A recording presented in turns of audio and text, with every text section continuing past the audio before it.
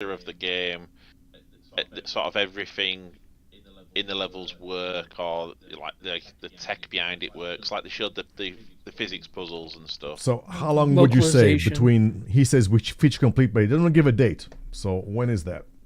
I say minimum 12 months at minimum. I say max 12 months. It's not in there. It's not in their advantage to lot. Like, I mean, I know Starfield. I'm not down for pulling down games and stuff like that, but look at Cyberpunk when it launched. Look at Witcher 3. Look at Starfield. Look at some other Bethesda games that launched. Look at even the new Forza Horizon and stuff. Like, they don't want that. They don't want that negative press at all, because let's be honest, the games press have not been friendly to Star Citizen. I understand why. It can seem a bit of a pyramid scheme sometimes, you know what I mean? Or if you don't know, it can look like a pyramid scheme. But that's next year's Citizencon. Scam confirmed. But guaranteed. So yeah, that's confirmed. They want to under deliver. Or sorry, they don't want to overpromise and under deliver, right? Yeah. At this point, they're going to under-deliver no matter what they do, especially. So can they under disagree. Can they under-promise and over-deliver, which is preferable? Yeah, I think that's what they are aiming for. So I think, honestly, it sounded to me like he was saying it'll be 12 months or more, but we're actually going to get it in 12 months or less. That's my expectation from how they handled it. So if Citizencon is Manchester next year, release at Citizencon. Yeah, assuming nothing goes wrong. I took away different things from this entire event. Things like hold the line, when the Star Engine had little digs about like no loading screens. Like it specifically said no loading screens. If you can't take, it is what it is. That it's not a dig, but it's definitely a reference point to Starfield, as you know. This stream's in, guys. Well, I mean, so Starfield didn't really deliver on that. And Starfield looks and it's only a single player game, so it's kind of not, you know what I mean? You can't really balance it with Star Citizen. It's not even close. Now you're mixing the games up again. We're talking Squadron 42, which is also a single player game. Yeah, but it's also very different from the open RPG of a Bethesda game. But we didn't know what. It's all right talking about Starfield. Now we know what Starfield is, but before we knew what Starfield was, Star Citizen and Starfield and No Man's Sky and Elite Dangerous all were getting compared to each other. So again, you got to remember the distinction between the PU Star Citizen and the single player Squadron 42. Oh, wait. So I've got an update for you guys on the character creation, by the way. I just saw this mentioned on Twitter. Apparently, there is a way to save your character's features. And so now when you create your character, that is a save file that will be able to be transferred across. And shared. This is the upcoming character creator? Yes, the new character creator is something that you will be able to save, which is good because I keep on creating the same character, attempting to time after time. Man, if they make it able to be shared across people, that's just gonna end up with like 20 people running around with exactly the fucking same avatar.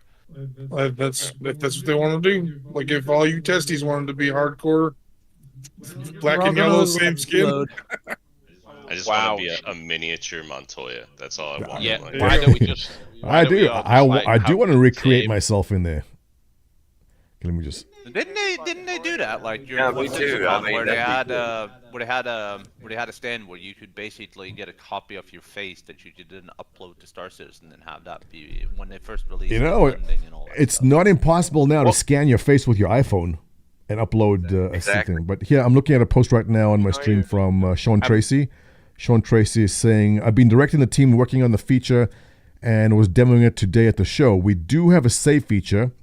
It's how we can move these characters into game very easily right now. We export internally something called the CHF file, which is ultimately a combination of the DNA string, plus it adds the customization options here, etc.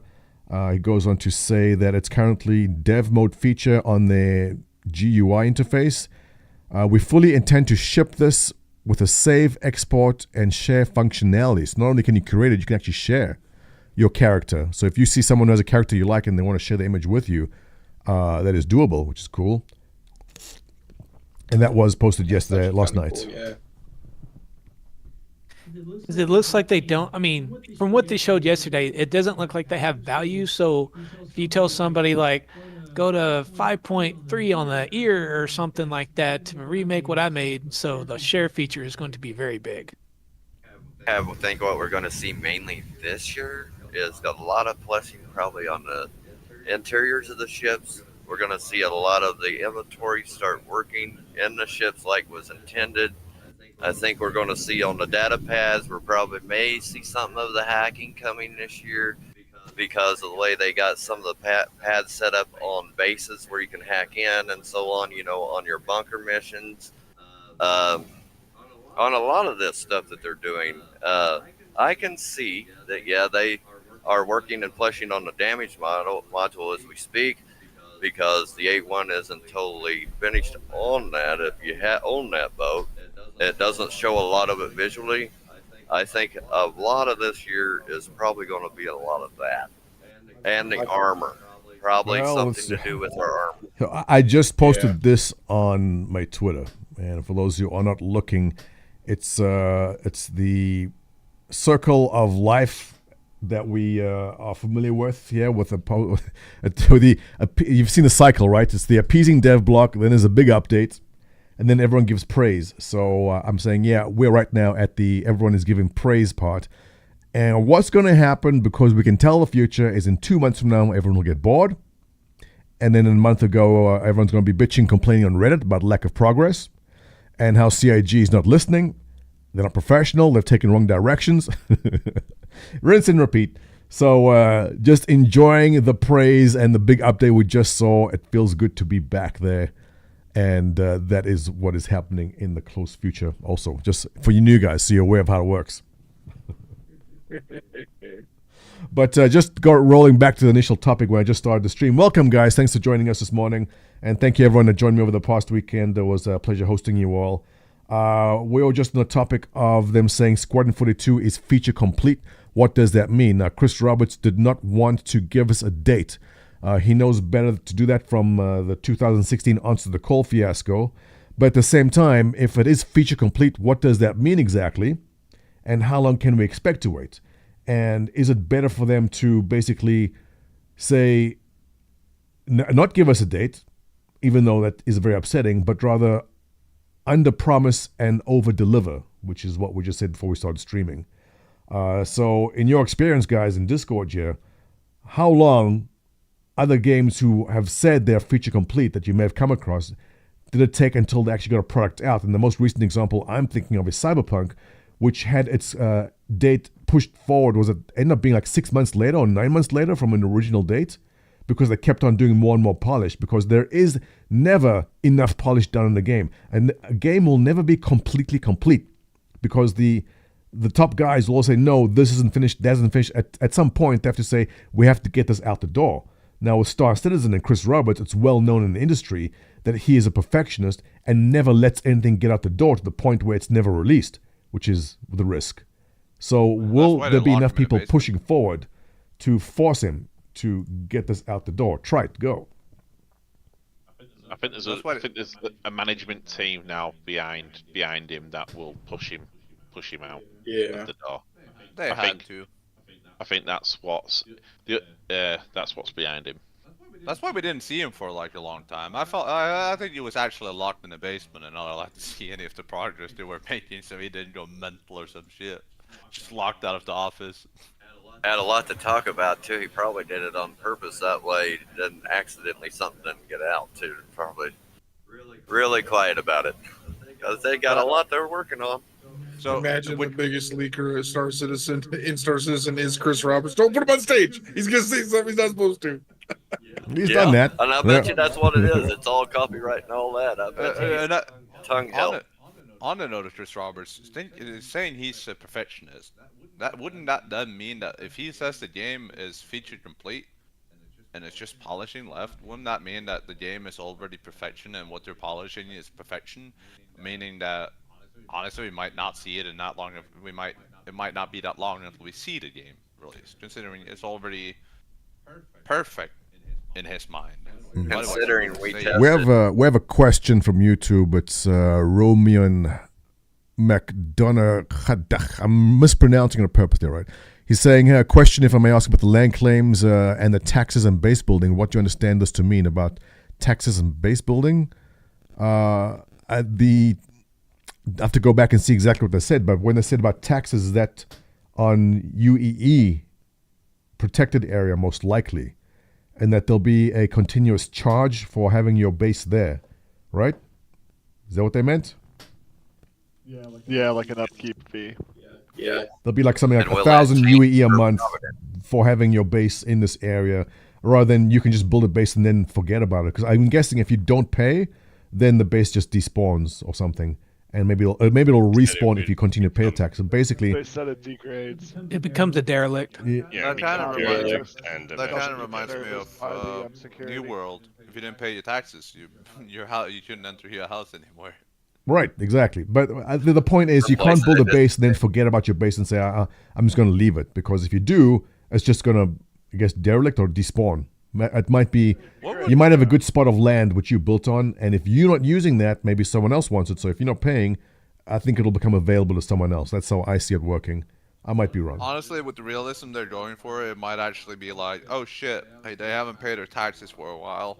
Well, we got a lot of money to drag in, so we're gonna put this out on auction, and then people can actually go fucking bid on it. They could go very far with that, especially with their graphics like on rusting and stuff like that. When the base gets to where it's falling apart, where somebody's not maintaining it, we could actually also be getting ready to see visuals of rust and decay. Yeah. So Corn is live on Twitch is asking, do you think there'll be player cities where a bunch of people can build their stuff close together?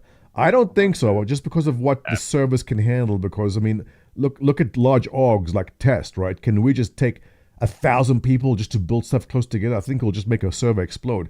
I think there's going to be a minimum distance between your player built bases. That will just be, or there'll be a maximum in a specific range. Yeah. It wouldn't surprise me if they made it so that orgs can actually build org bases, sort of. They said that org bases were coming. Yeah, so you'll have to build a bigger base, but it's Back on the tax thing, it could also be by providence. Like, say, if you was in Hurston, it costs a little less than, say, Babbage to have a plot there. Taxes be a little tiny cheaper because of the economy, kind of like we have on Earth. It could go that far. Or if you go out to like Pyro, and it'll be like basically nothing because there's no. But they did talk about that and how it would be based off of, in a large portion, how protected your area is. And so like one thing that like the most built up UEE places would have is like a full planetary barrier protecting your outpost from getting destroyed if you pay your taxes. But if you don't pay your taxes, that'll go away. Whereas, you know, like on a lesser planet, you would just have the local security force that would occasionally come by. Well, I can't wait for Montoya to tax us until we can't stand if you don't pay your taxes, get the A2 bomber coming to evict you. There's a Jedi drift on YouTube. Pretty much. With a bomb worth more than my entire life. Your name goes here, written right on it. On the note of destroyable environment, do you guys think we can destroy actual ground of planets where you're like dropping? Yeah, all right. So that was something I'm confused about. I don't have the clip here with me, but he showed destructible environments, right? Now you exploring, you come across an alien structure built 10,000 years ago. You decide to bomb it to turn to dust. Does that mean that every single person from that point forward in time will never ever see that structure because you destroyed it in the game? Or will there be a foundation left? Yeah, there's a foundation left, but it's destroyed. But what a waste of time and effort to create the structure if someone comes along and blows it up. I don't see that being as a good system in the game. It must be. Does it respawn? Process that goes behind it. I don't think it's gonna respawn, but it could be like that. Repair panel by panel. Well, they're doing building blocks, right? So you could have like one building, but it could be one of many that's built off the same building blocks that just look different. So the Taxes situation gave us an answer to this. Not certain, but they said that there will be planetary shield generators that will protect structure. And so they can just say that, this alien ruin has this generator from, ancient alien tech, so you can't destroy it. Yeah, but particularly, the example they showed us was destructible environments. So there will be some areas which are destructible, right? Yeah, and I think, there'll be a scale. And so there will definitely be some things that get destroyed and are never seen again. I think that is a realism thing that Chris Roberts would be all over. Or they could activate the fish people as Quanta like they did for Luke Skywalker and they rebuilt the Jedi Temple. Oh, that's not horrible, actually. That's pretty good. Yeah. The alien structure has one of those undrainable fucking power supplies. Like the set drives from not the set drives from Stargate, but you guys know what I mean. I can't remember the exact name of them. Me personally, I one think over it'll, Endor reset. I think for the sake of gameplay that there will be a certain amount of time that structures respawn. It's impossible just to go in, destroy it, and never be fixed again. To give someone else the pleasure of destroying it again. No MMO allows perpetual destruction now. So, I think it's going to be, because they have the Quanta that will be managing the background NPCs, and so they'll construct a new one, maybe in the same place, maybe in a new place, and so it may not be the exact same structure that just keeps respawning, but essentially, it respawns because it gets rebuilt, and then degrades, and then gets blown up. So now that we've had proof of life of Tony Z, we know that. So give me your opinion. What was your favorite feature that you saw in all the presentation? The destructible shit. Arresting people. Mobiglass. Yeah, Mobiglass, absolutely. The new map. The ability to repair and replace modules and ships. So, okay, so with the restraining. Okay, so the restraints were cool because now we've given a peek into what the bounty hunter system could be like. You're given a target, you have to go restrain them, and if you bring them back alive, you get paid more. So there's some effort involved. So what we have not seen, okay, we've seen how you can restrain them. Now, how do you get them into your ship? I'm guessing once they're restrained, you can probably use your drag. You drag them, or you use your thingy, your tractor beam, to get them to the ship. But how do you get them into the pod? Is still the question. Just off for candy, that always works. The devs haven't thought that far. My favorite was the map tech because that gives exploration almost like a tier 0. Oh yeah, the map was probably the best. Yeah, exploration, you can set points, you can sell that data and move that data. That really opens up exploration, which has been virtually untapped right now because there's no mechanics to support it. Exactly. Yeah, that would be. I think going back to the bounty hunting thing, I think you move people, I can't see you having to drag them all that way, probably tractor beam. Got the rifles that you can shock them too. You got the pistol, which you can shoot a person and incapacitate them that way. You have the sniper rifle, which they have equipment does the same thing. I wonder if they're going to end up putting cuffs in. That's going to be interesting if you're going to have to get in behind the guy and actually chuck him up before you take him wrestling in, like it would count as a rest that way. Don't know. Really excited so about that. Jenkins in the Twitch is saying, given that we have a D-grade functionality on our weapons and ships, there should also be a restoration mechanic. How we go about restoration, renovation, maybe a gameplay or quantum mechanic? Possible. Things may just rebuild themselves over time in some areas, right? Yeah, possible. You can see how the economy's starting to work though, in the sense of like things wear out and need to replace, and if people aren't building them or making them, eventually you could run out of say salvage. Or even FR86 size 3 quantum drives or something like that. I know the NPCs will kick in and stuff, but it actually, if it is more of a player driven economy, that's kind of interesting. Well, okay, biggest quality of life feature, definitely the maps. Right now, we're just looking at the Squadron 42 demo, and there in the top left-hand side is the map scrolling around, which I didn't even notice when I was watching this the first time, but what a difference it makes to be able to see where you are. That's a small feature which doesn't seem like a big deal in other games, but for them introducing it here is a big deal after all these years. It's a huge deal. That's been trouble through the years. That when they first started on it, it was really hard to click on, hard to see. You couldn't zoom in. You had to right click to get recentered. Meta Jim, thanks for the follow. Dream, thanks for the follow. Be My Water, thanks for the follow. Will CS, SC, thanks for the follow. Deal. Rocket Bane, hello and welcome. Oh. How the hell do I get this subscription Prime? My Twitch. It says subscribe with Prime.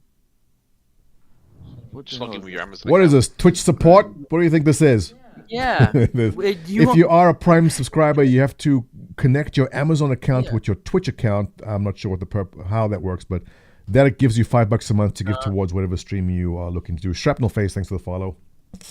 I'll have Gunner figured out since he's not. But regards so boomered to out. the map, it's I mean, I've watched YouTube videos when Area 18 first came out, just so I could figure out how to get on the train. You know, and I still stay away from Orison and stuff like that because I don't know my way around. So yeah, the map is massive. We're looking right now at the screen, still a Squadron Fruit demo. There's Gary Oldman. Major update is the signs that I've seen. That's helped a lot. Take a look at the difference. I'm not comparing the two right now, but how Gary Oldman looks now versus how he looked in the original Squadron 42 trailer we saw. So much better. It's taken years for them to get this iteration, and you know what? It's been worth the wait. Yes. Missouri, thank you for the super fan thing on YouTube. Not sure how it works, but definitely a drastic improvement in the visuals. I like the fact the age Gillian Anderson up as well from Scully, because when she first was shown, she had red hair, and now they've showed her with slightly blonde hair. Yeah, she's looking good. She's looking good for her age. kind of like Fall, and I don't know if anyone's seen that Sex Education she's in. Yeah, so I'm glad that they've aged her up a little bit and not kept her as Scully, because it were a bit too on the nose. Yeah, I mean, she has grown. Yeah, good point. I didn't notice that, but I'm looking at it right now. She is blonde now versus the redhead she used to be. her. Right? I like her nose. She's smoking hot for as old as she is. That's all. How old is she now? Hey, Don't tell Citizen Mom I said that, but. Yeah. Tell Citizen Mom. Wait, we have Citizen Dad, and then we have Citizen Mom as well. That's a new one. Yeah. yeah, we only have one monkey though. Yeah, that's me. And it will never be more than one, because I was shot out in space. So, During the space race. what are the big feature? Okay, so the restraining feature, the map feature. What else was pretty big? The boats. What about boats, bro? Yeah, boats the are boat. amazing. $45 for the boat. Actually, someone already put that up. I was gonna do it, but they beat me to it on Reddit. Where was it? Yeah. I saw it. $45 on a boat. LTI boat. Oh, it's a meme. Wow. LTI boat. I would buy that just so I could like fly in with one of my drop ships and just drop that thing into the water and have some But guys that is parachuting behind. okay. The You know, total special forces shit. So, what was different there is the ability to float on water, which is something they mentioned a long, long time ago. But I mean, it's weird because there's tons of games you have with things floating on water, not a big deal. But there is a bit of game fiddling to do to make that work. So, with the water physics have come a long plus way. a boat here, which we can see for $45. This is a joke, by the way, before someone freaks out about it. This is not serious. It's a meme. But yeah, being able to float on water is in, as opposed to how it is right now where you just die on water. So that was cool to see. Oh, here's a good picture comparing Starfield with Star Citizen. Now, these are two modern games, right? Starfield just came out, and this is Star Citizen. But keep in mind, Creation Engine 2 is not built around being pixel-perfect reality. Creation Engine 2 is more focused on actual, quest design and that kind of thing. So I give Starfield a pass on that. But at the same time, if you are releasing a game in 2023 or 2024, there is a certain aspect of fidelity that people do expect these days. And the concern was, how will CryEngine Star Engine hold up from the time they started working on it to the time they release? Will it still hold up visually? And I guess the answer to that is absolutely yes.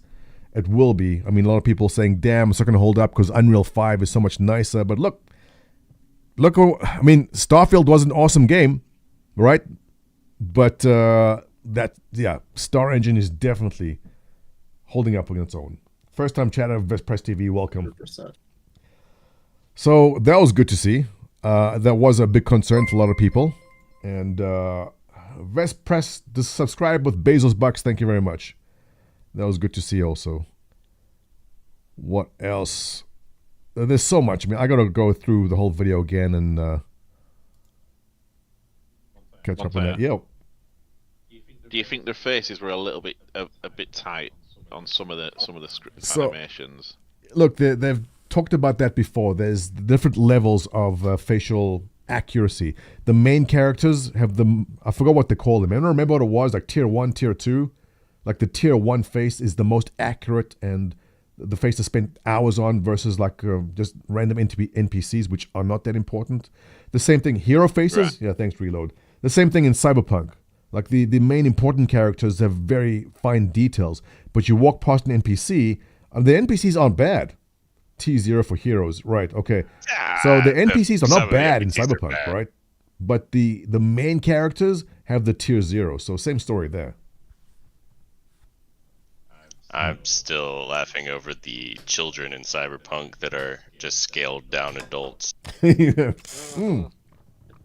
But yeah, there's a thing about having kids in games these days for some reason. There's some weirdos out there and they just basically shrink down an adult to make them unappealing, I guess, because there are some very disturbed people who they don't want playing their games. I don't know the real reason for that, but something sort of.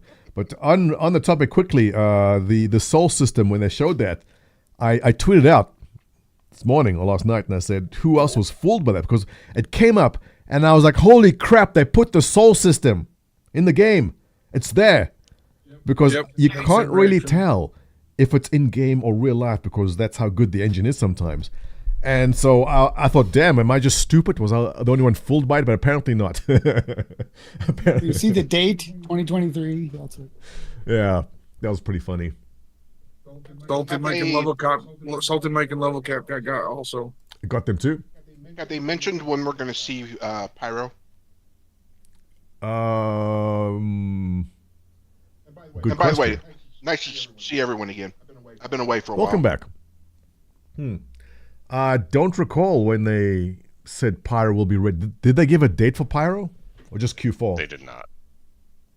They said they wanted to be at 4.0 by the end of the year, but that ain't going to happen. No, It is. Right. 422 is coming out end of the year. All right, Testies in Discord, thank you for opening up the show for me. I'm gonna mute now and jump over to Twitch and YouTube, and we're going to watch the Squadron 42 I Held the Line. And I guess rewatch that carefully now because I was having trouble focusing on everything.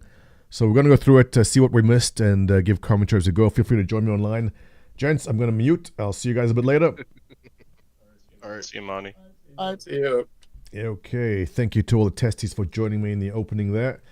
All right, guys. Hey, Twitch, YouTube, how you doing? Hope you guys had a wonderful weekend. Let's go. Yeah. So, I want to rewatch I Held the Line, which I feel is mocking all of us that answered the call. Because we answered the call, but now we have to hold the line on top of everything else. So let's just get this. Let me pull off the Discord there. How's the mic volume, by the way? Good. Check. Varen says it was a horrible weekend. Yeah. Captain JT Kirk, thanks for the follow. NeoFX, thanks for the follow. All right. Dream Wraith, first time chatter. Pyro in the preview channel. October, come again? Pyro in the preview channel starting October 31st. No date for PU. Oh, okay. Thanks, Dream Wraith. Looking forward to get that done.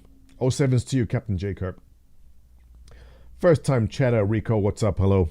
All right, so I didn't get to focus. I mean, I watched through this. I think I missed 1,000 things because there was so much to take in the first time through. So let's give it a second look here and see what we missed.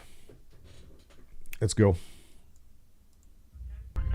How's the volume there, guys? Volume check, 1, 2. How's the video volume? All right. Sounds good. All right. Archangel 6, come in. Go for 6. I'm getting a faint contact on bearing 287. You picking that up? Yeah, got it. Scanning now. 480p. Yeah, damn. No, give me 4K. There we go. We're clear. Commercial. All right. Vegas 3. First, let's appreciate the cloud tech and the lighting. This is Squadron 42, so I can see the difference they put into, fine tuning and just really putting the effort into lighting. Because I mean, the in-game looks good too, but not this good. I mean, those clouds look really good. Now here is this the new model of the Hornet? I don't even fly the Hornet. I'm terrible at this, but is that the Mark II? Or TCS, the F7 Mark II. Yes, thank you. Okay, so I'm not crazy. Right, that was the Mark II, right? F7A. Copy that. And tell me if the thrusters here, which pop up, see that? The thrusters kind of coming up. Is that something we have in the game now? Again, I don't fly the Hornet, but I don't believe I've seen that. Archangel, this is Krugeri. Come back, Krugeri. Yeah, again, single player is definitely going to be vastly improved. There's definitely a lot they can do with a single player game that won't be in the PU. Redirect to sector 7 Bravo Echo. I hold the line. I answered the call. I'm not holding any kind of line right now. I'm still waiting for my call to be answered. For immediate tasking. Thanks for the follow, Hunter. Nice. Nicey.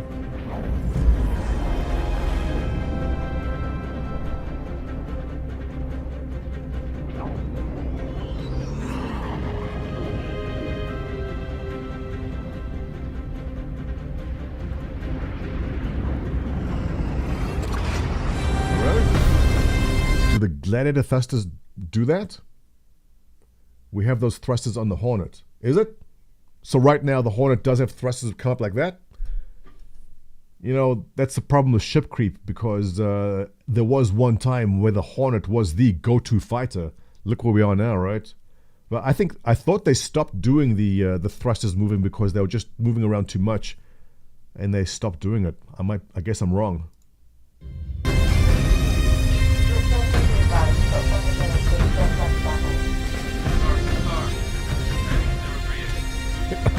Answer the call. They hung up on me. All right, so here, I wanted to pause this because I thought for sure they're gonna sneak in a new capital ship somewhere that we have never seen before, and so I was trying to look carefully, but I saw none. And again, I'm surprised that the only ship sale was the Zeus, and I explained why yesterday. I'll do it again later now, but. Looking through this, there was no new ship, and this would have been the perfect way to sneak it in.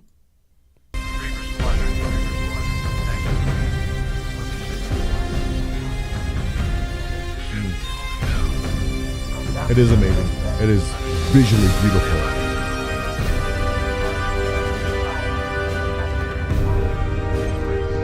We saw the arse end of one in the hangar. Let me know when you come across it, Harry.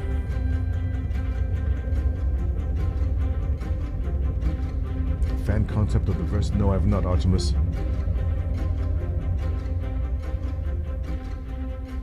Okay, so here. I know I just wrote you. What they're showing you, but a couple of hours ago, proximity sensors is on the other character side of the creation. jump got twigged. Word is it So might be this that is clan Sabine. we've been battling with. That looks good. At this angle where you see the small movement around, where it's moving around. Scare them off quite like we don't all have that hoped in it game, but basically showcasing, look, your different Honestly, characters, we can bring them to the game. we've been out And here so as long, I I don't know mentioned what right to at the go for beginning of the anymore. stream, that your character creation is now a save file.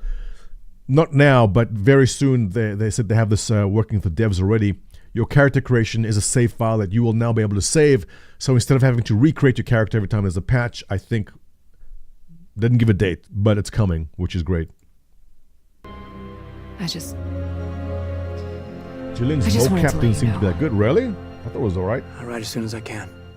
Top of a Stay face-to-face safe. match. Really? Your loving son. Muad'Dib, welcome.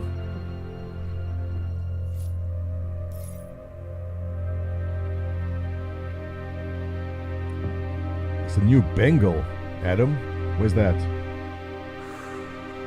There's no new Bengal. Oh, I missed it. Alicia, welcome. Thanks for the follow. Never gets old, does it? Sir. Eddie's. What's wrong with her face? Exoset 72. Is it me or the two characters in that shot? The ones he made. Yeah, so Exoset. Yes, so he recreated that Asian character to kind of. It was kind of similar. There's no new Bengal. Where was the new Bengal? What? Okay, where are we? At 319. We'll come back. Here? Oh, you're talking. Let me drop the chat. This? Is that. Well, it is a Bengal carrier. Are you seeing. Are the weapons too big? Or is it just the way it's positioned? Because if this ship is closer to us, then those look like much larger weapons on it. In the middle? This? It's the same Bengal? Probably battle cruiser class. Yeah, so actually, you know what? You're not wrong. What's this? Like there's a kind of a tail. Looks like the arse end of a hornet. See the hornet tail in this? Yeah, you know what? You guys aren't wrong. You're not wrong. That is new. This looks like the standard one. These are very different. Just the angle. It's a Zeus. Oh, you know what? I may have to take back everything I said about you guys in the Zeus, because I think that large ship was the Zeus. And the first one that showed us was the Spirit. I may be wrong. Maybe it's there's a hornet flying in front of it. Let's move it. Ah, God. You're right. There was a hornet. But still, those weapons do look bigger. If this is that a Bengal? Because those weapons do look bigger. There was a hornet. Oh shit, we're terrible. And by we, I mean me. But that's all of us. Is it the same thing? Okay, let's go forward. The thing's a beast. Okay, what's wrong with her face? There's nothing wrong with her face. Too much Botox? Is it? Artesia is saying it's about 300 meters shorter than the Bengal 2. Really? My mic is a little high. How's that, Doc? I'll just move my mic away from my face. Mic check 1, 2. Better? It's a 2457. It shows the rear end of a ship in the hangar. Okay, we'll come back to her in a second. Let's just take a look at what this is supposed to be. A 2457. 2457. Let's see.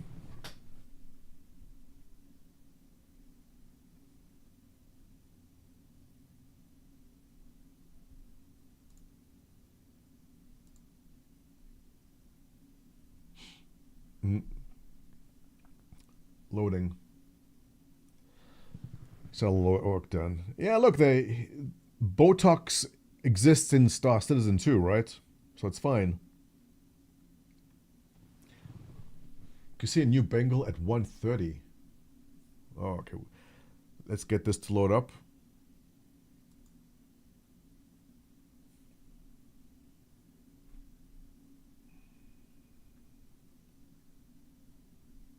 $24.57. $24.57. 27. Now, the teams are working incredibly hard, let's see. ramping up the detail and quality to match the breadth of our vision for Squadron 42. Okay, so I thought that was a barge. Is this supposed to be some kind of unknown ship? Yeah, I have no idea what it could be. What's the speculation on that? The breadth of our vision for Squadron 42. I can't even tell what the hell it's supposed to be. Is this going to be the surprise ship they sell us later? The dev said it's a new ship? Yeah? Well, it definitely looks capital class sized. The breadth of our vision for Squadron 42. Really can't tell much about it. I guess we'll see. And you said there is the other Bengal. So variants on the Bengals? Okay, that makes sense. So, I mean, we saw this one here, which is a hybrid with a Bengal and a Hornet, right? So, that will, if that is a Bengal carrier, which it looks like the front end is, it does have larger guns on it. And that's basically that, right? It's the Montoya class generation ship. Yes, thank you. Yeah, they definitely have named a ship after me.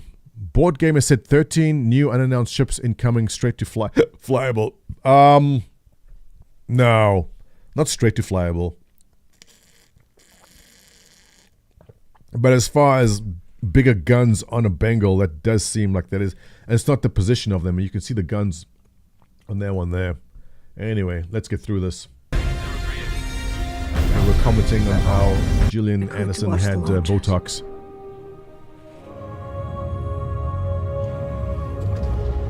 Have you seen the F-8s up close? Battleship No, deck sir. guns. Yeah, those guns look a lot bigger, The Harry. thing's a beast. Nimble, too. 12 maneuvering thrusters and 3 mains. It sure sounds like it. Sir. I love you. Can you romance her? I mean, I think the visuals look great. Compared to where we've seen in the past, it definitely does look better. I saw you apply to the flight academy again. Yes, sir. Doc, how's my mic now? Is it alright? Keep your head up. Took me a couple times before I got in. Thank you, sir. That was a sloppy salute, soldier. Not crispy enough.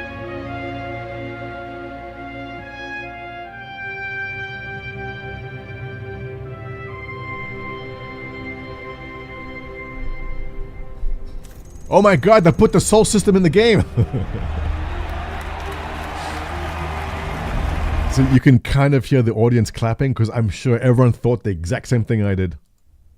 What's up, Cram? Good morning. Welcome to Cloud Imperium Games Manchester Ma'am, Studio. don't I'm start. Chris Roberts, and I'm pleased to announce we have just passed the major milestone. Squadron 42 is now feature complete and has entered its polish phase. All right, so we just had this talk. For you guys just arrived in. We were just talking about this in Discord. Chris Roberts saying it is feature complete and I go into polish phase. So what is the polish phase? How long will polish take? Polish could be 3 months. Polish could be 6 months. In the most recent example of a game being released, we saw it was Cyberpunk, where they kept on showing us the tweets of saying unfortunately, the game is now delayed because we need to polish. And the problem is, there's always more to do. There's never a point with the devs in any game studio where they'll go, we've done everything we need to do. Like that, there's never a point in time where any dev will say we have done everything, because there's always more to do. So the concern now, and I know everyone's excited going with feature complete, but feature complete and now we're just doing polish could mean 6 years. Thank you, robot. Polish phase 6, and it can be. So I want everyone to temper the expectations, right? I need you all to temper your expectations. Because when Chris Roberts goes, feature complete, and now we're in the polish phase, that could be another year, or 2 years, or 4 years. We don't know when this polish phase. But you guys were also right in the beginning. You said it's no longer up to him alone. There's other directors and people in the company also now. Maybe it's not his call to make completely. There's a point where you have to get the game out the door. So I want to say Squadron 42 next year, Manchester. They give us a solid date and go, we're going beta, or Evocati is getting to try it next month. This is 2024. But I'm hesitant. I'm hesitant just because we've seen how long polish may take on other games. And this is a Chris Roberts game, which means polish is going to be 10 times longer than your normal game. Trust and believe Ortwin is calling the money shots. Is Ortwin still around? What is Ortwin's position at this point in time in this company? They do have to be careful of perfect getting in the way of great. No one can get perfect. Yeah, Skyhawk, how you doing, by the way? Also, point to raise here, all right, is that the expectation... I guess I'll give you an analogy. Why does Half-Life 3 not come out? Do you guys know? Because there is so much hype and expectation being put into a Half-Life 3 that no matter what they put out, it'll never live up to the hype. Right?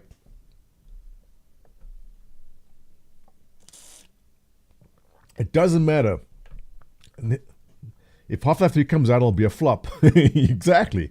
Because in our minds, and those of us who played the original Half-Life and Half-Life 2, there's a lot of nostalgia in there. And we're thinking that if Half-Life 3 came out, that same kind of nostalgia and excitement will be there. But the truth is that no matter what they put out in Half-Life 3, it will just not reach the level of hype we want. And so the huge, massive risk that Star Citizen has, and the problem they have, is no matter what they do with Squadron 42, even in our own community, I fear that there are people who have this level of hype, and doesn't matter how good the game is, it's not going to reach the levels that they expect. Cyberpunk had that, plus more holes in this. Yeah, there were Michael is correct.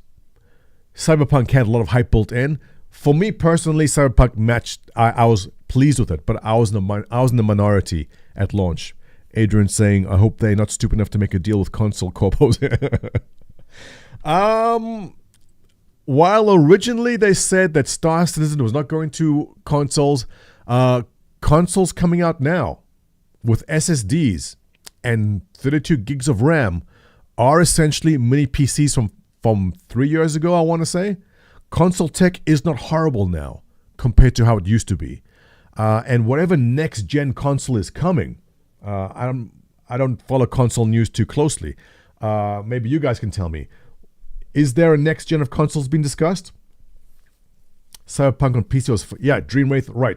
I played on PC. I had 1 or 2 bugs. Nothing terrible. And sure, police spawned out of nowhere and there were some things in the game which weren't great.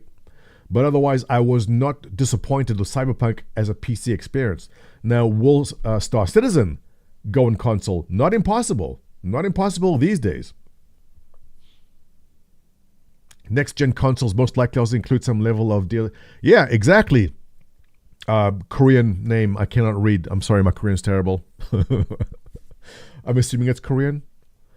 I cannot say that Star Citizen will not look into. And in fact, as a business, and because they love capitalism, I'm pretty sure Chris Roberts is looking into next-gen consoles. Say, can this come out in whatever the next-gen console will be? Star Citizen console is still possible? Right now, no, maybe. But maybe in the next gen. No Star Citizen console, Squadron 42 on X. Cram, thank you for... Okay, we're going to differentiate. Squadron 42 on console versus the PU on console. Right, so Star Citizen, thank you for clarifying. I get mixed up also because I think of the same thing. What's up, Tyberiz? Welcome. You're correct. Squadron 42 on console. Maybe. Not impossible. But not the MMO. You're correct. Thank you for correcting me on that. Yeah. Patrick's saying, for a later date, how about the top deck on the Bengal Carrier is replaced with to Class A. Yeah, look, they can put variants. If they decide to put a different weapon on some ship, why not? PU on console will be hard. Exactly right. Right, I agree. But Squadron 42 is a single-player game? Maybe?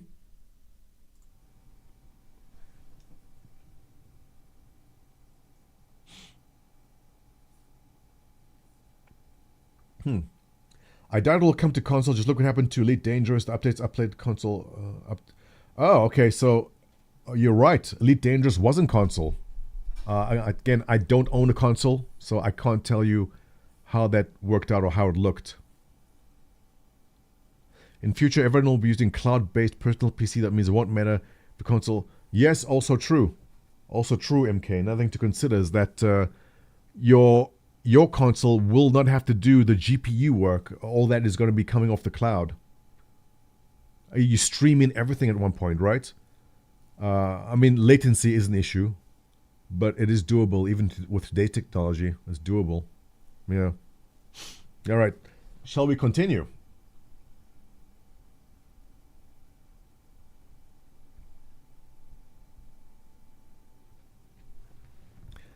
Elite Dangerous console players were pissed. So wait, tell me again, Elite Dangerous had some sort of update and it broke the console game? Is that what happened? Then you're referring to PS6 or whatever Xbox does next, and they are slated for 2027 respectively. Okay, so Rimoin has just called the date for Squadron 42 release. He's calling it for 2028 because that's when next gen comes out. And we're laughing about it, but we're also being kind of serious because you know that's possibly what they will do. Polish for 4 years, not impossible. Knowing Chris Roberts, it could happen, right? Could happen. Yeah. Let's keep rolling.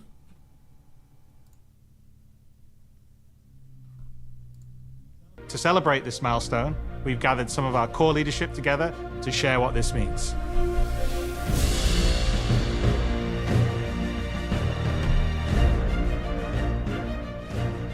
As Chris says, we've moved into the polish phase of Squadron 42, which means extra emphasis on ensuring things feel fun. I love the new HUD. Is this the Gladius they're in? It looks so sharp. It looks so good. This means focusing on the small and large elements of the game, such as dialing in combat encounters, but also looking at the feel of how you control your character or vehicle and making... I have so many questions coming up here, and hopefully you guys can answer. First of all, I'm seeing that the target is outlined in red, just to identify what your current target is versus a pip. I'm not sure I like my targets outlined in a HUD this way. I think it takes away from the model, but it does make them more easily visible.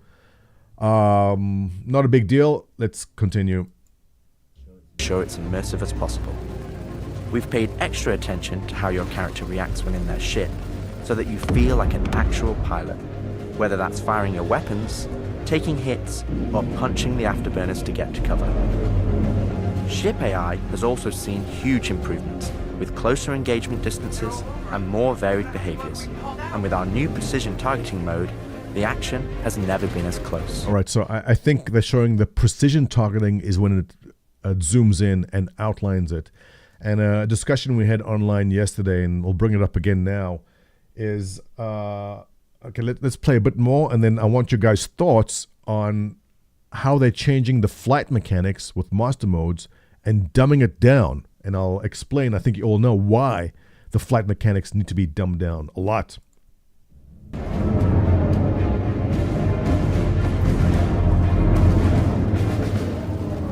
With the aim now on polish, we've organized the project into self-sufficient strike teams, so we can focus on individual areas to deliver the best experience. Boats.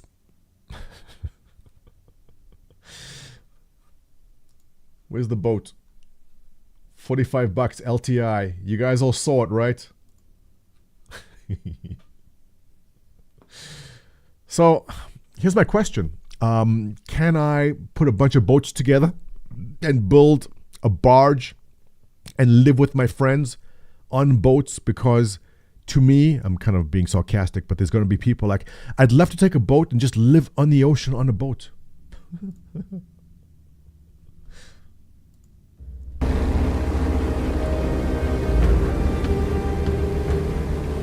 Harry Neo 07, welcome, first time chatter.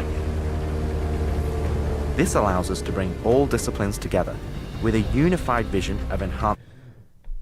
Bucket O'Fash, whose name was only available in Korean characters. I now know your name. You have exposed yourself, sir. Welcome. Thanks for the follow on Twitch. The gameplay by seamlessly blending it with polished visuals, final cinematic performances, and our ever-improving technology. All right, so let's have a serious discussion now, all right? We know CIG wants to raise money, but I'm outraged that they're selling this boat for $45. I think this is a cash grab. I'm very angry, and I'm sending this picture to Kotaku right now so they can write an angry article showing us what a cash grab and scam Star Citizen is. Selling a boat that is not even in the game yet. Outrageous. It is fake. Ochi. Oh God, for God's sakes. People, okay? This is fake. This is not real. They're not selling your broken down boat for $45. Oh, I forgot to put /s at the end. I'm being sarcastic. Oh my God, no one clip that and send it to Kotaku.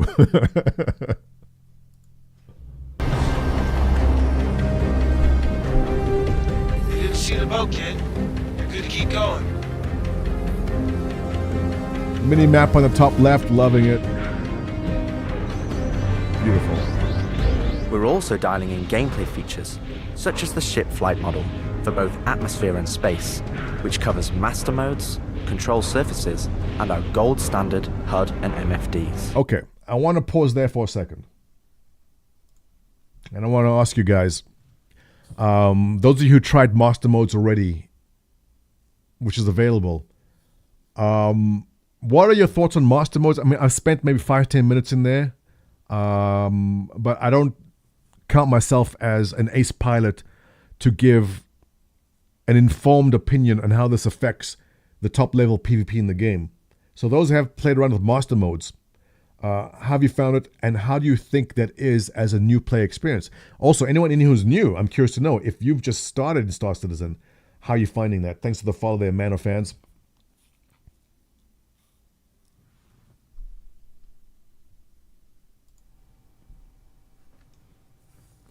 Flight mechanics will never matter until the final cap ships in the game. It's all okay. I couldn't figure out any of the controls. I think that to be rebound. I didn't do that. Okay, Noscavian, are you new to Star Citizen? Because here's my question and here's my concern. Flight sims are very niche. Space sims are a subsection of flight sims, even more niche. And if there's a point in this game, in Squadron 42, without saying, well, you have to take to the skies now, you have to take to space, and there's a mission you must do, and it's difficult to fly. It's going to be a point in the game which average people, average gamers who are not into any kind of flying might find very challenging. And the worst possible thing they can do in Squadron 42 as a single-player game is get into a point in the game where you have to fly and do something and people cannot do it and you cannot bypass it. You've hit a roadblock. That is a big danger.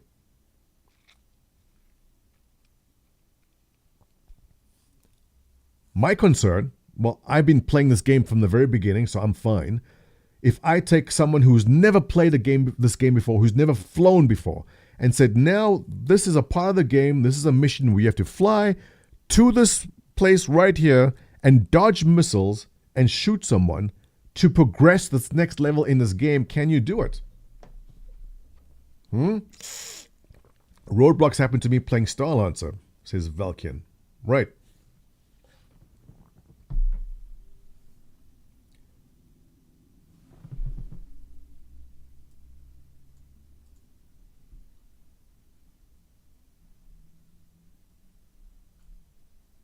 Thanks for that Reddit link. Yeah, we'll look over that in a second.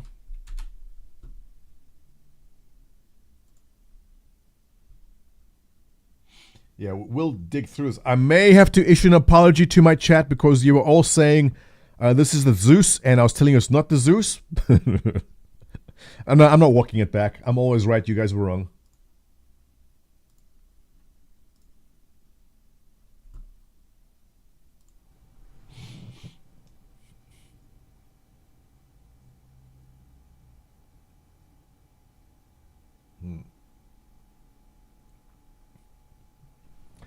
found the game as a beginner. So lots of vids.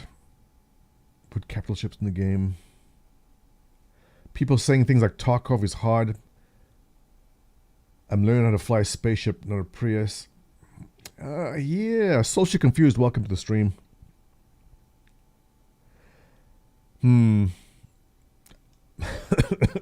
Anyway.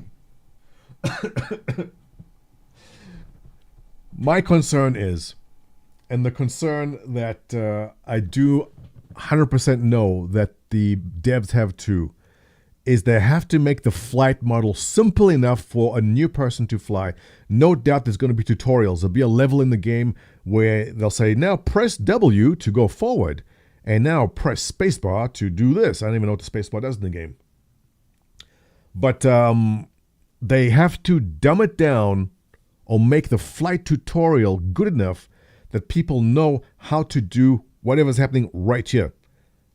And this, as a backer of this game, concerns me that new players coming in won't have a clue, because when I saw people concerned about Starfield is arcade combat in space. It's as arcadey as you can possibly get in space. And there were still people very concerned about that. So we'll see. Our interaction system for both the world and your character have also seen additional improvements, allowing us to hone and craft environmental puzzles unique to each location. While it's like a real game where there's puzzles to solve. I like it. Allowing us to tell the story of the world around you. Spacebar takes you to the body.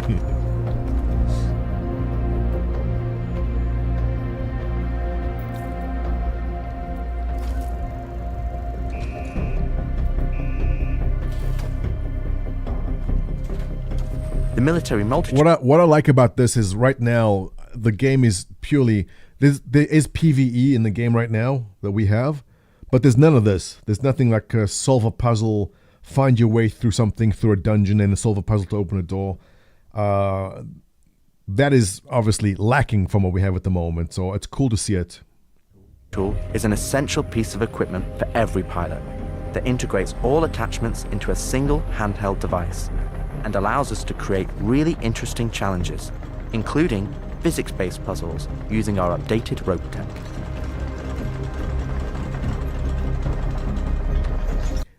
I know those of you coming from other games going, what's the big deal? I've seen these kind of things ever. But yeah, this doesn't exist right now in Star Citizen. So it's very cool seeing it in Squadron 42. I know a lot of people probably feel the same way as I did, that I didn't care for Squadron 42. I didn't really give a shit. I said, I want the PU. And now that I've seen like what they can do and what is coming, it's so exciting. It really is. Ship in the background, we don't know. It's nothing we've seen before. But also keep in mind that not everything you see is something which will be sold to people. There will be just NPC ships or garbage things that will not be... actually, I could be wrong. Almost every ship is flyable in this game. You could have a point. They don't bother making things which you cannot... Just talking about this. Every pilot. Like, what is that thing all on the attachments left? into a single handheld device and allows us to create really interesting challenges. I mean, yeah, knowing Star Citizen, they're not going to make a ship which you can't go in and hijack. So possible. I mean, I don't think it's a ship that is important. That looks to be something just moving stuff around. Including physics-based puzzles using our updated rope tech.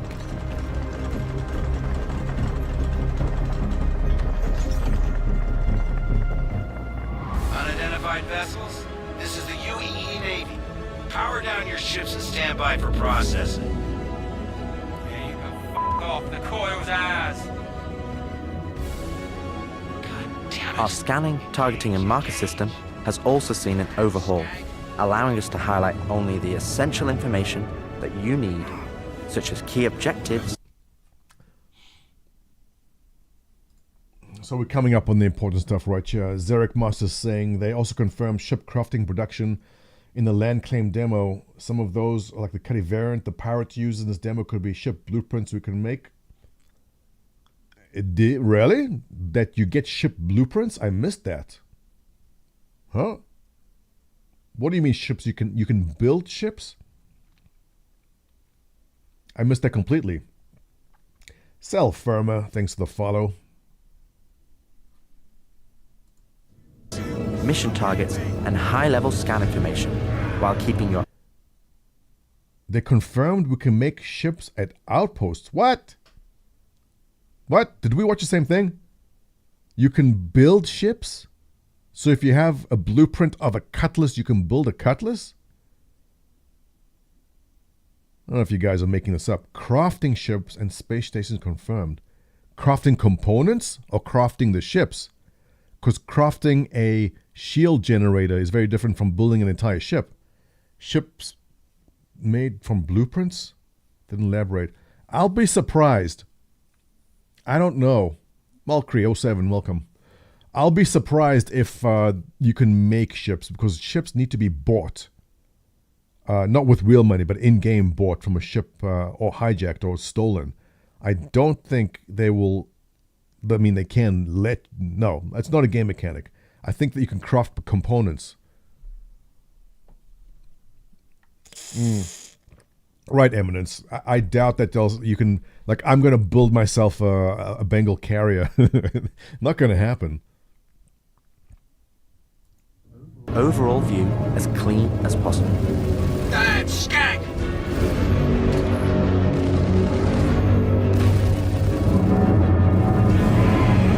Take him off me! No! Tactical FPS combat and stealth, which has seen a... And I missed something here. They were talking about how a size 3 gimbal has a size 3 weapon on it, right? Maybe someone in chat can clarify for me. So if you can fit a size 3 component and you put a size 3 gimbal, that takes a size 3 weapon. But that means you can also put a size 3 fixed. Now, as it works, a size 3 fixed will then have a faster rate of fire.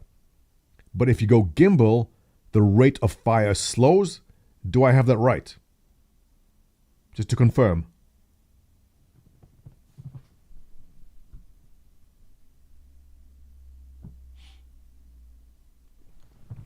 Getcho's first time chatter asking, when they were talking about the base building, they did say you can fabricate ships.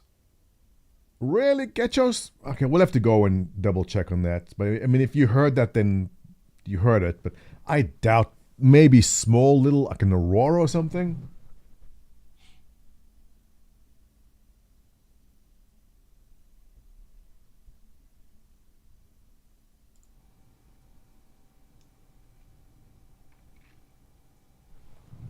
They're removing the N-1 gimbal system, so size 3 gimbal will hold size 3 gun. Right, and the balance is if you go fixed, you get a faster rate of fire and or more accuracy, correct? Because I believe that's already... Is that in master modes? I don't know. Size 2 weapons on a gimbal. No. Right, so no more smaller weapons. Instead of size 3 gimbal or size 2 weapons, now size 3 gimbal or size 3 weapon. So if you have a gimbal or not, doesn't affect your size. I keep telling you guys, size doesn't matter. Keep on saying, no, I'm wrong.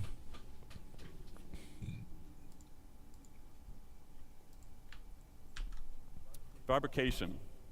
So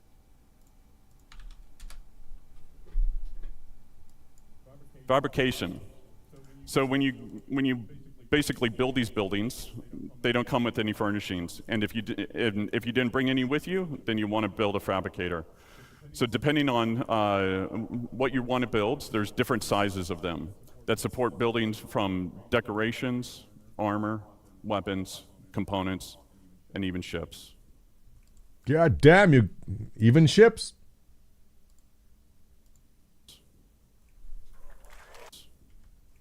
And even ships. Components, and even ships.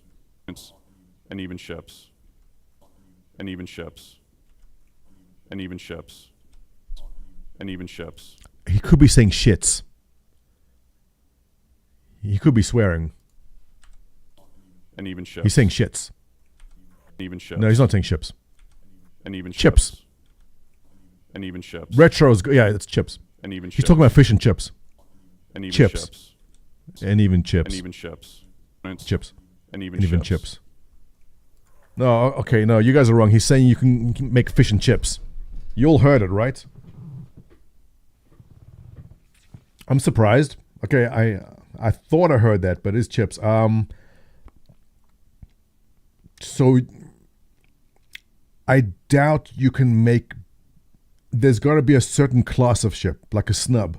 He goes, you can make snub ships. There's going to be a limitation because I doubt you can sit there and just decide to make something. Alex Snow, thanks for $4.99. Confused what they say about the planetary shields. So high security planets have a hub like or Rogue One. Yes, exactly. So Alex is asking about the building of your habs. If someone wants to get me a clip of that too, I'll pop it up. But basically, as soon as they showed the base building, my first question was, why will I spend 10, 15, 20 hours building my base if I go to bed at night and I wake up and someone just flew an A2 over it and bombed it and turned to dust? I'm not going to bother. So it turns out there'll be planets with shields and your base will be invulnerable. No one can destroy it.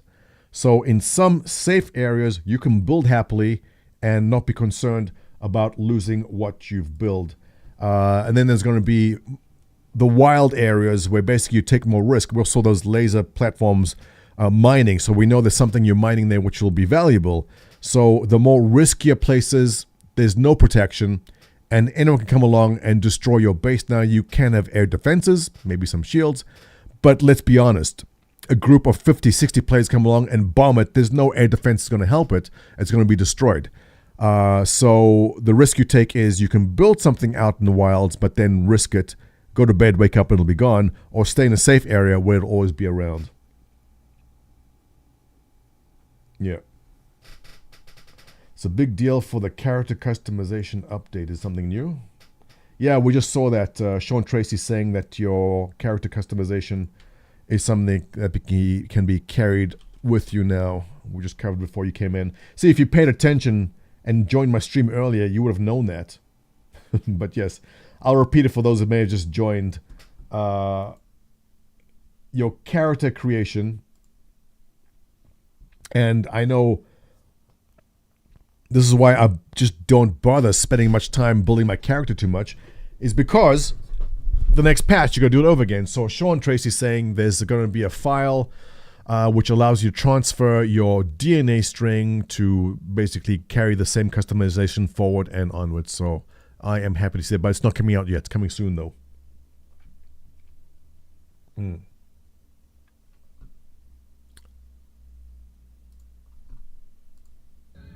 Skank!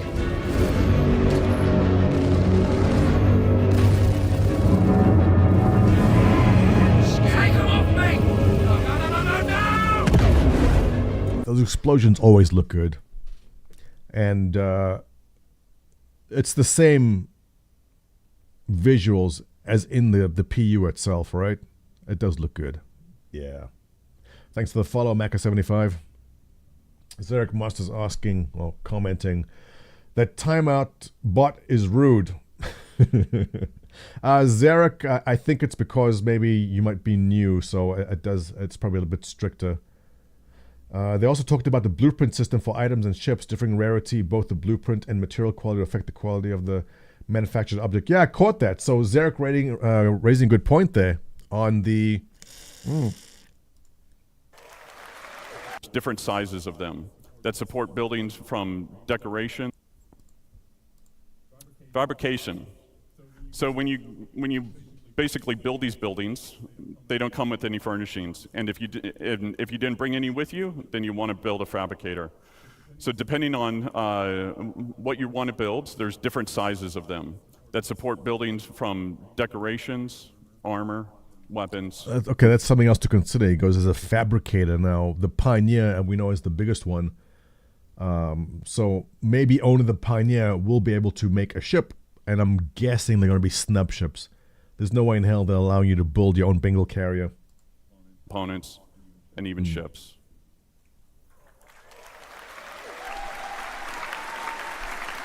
And even chips. So like base building mode. Yeah.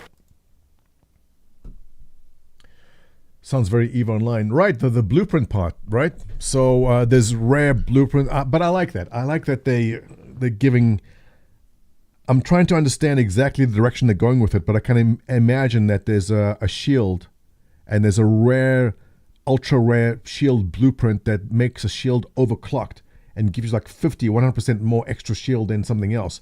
And if you are the lucky person that has a blueprint, then you can manufacture those. And if you're the only person in an area manufacturing that one, then people are coming to you to buy it. There's the incentive, right? That's the gameplay loop, that you must find the rare blueprints, you can manufacture them and sell that item. I love it. I love it. Very EVE Online, like, you're right. Yeah.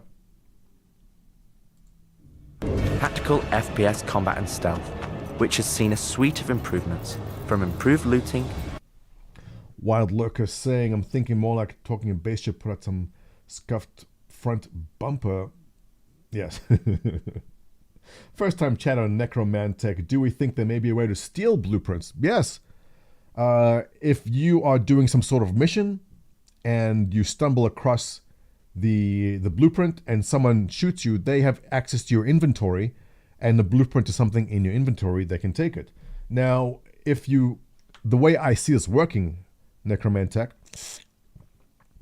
is once you get to your home base and your home base is invulnerable, then that blueprint is yours in that home base. No one can break into your home base and steal it.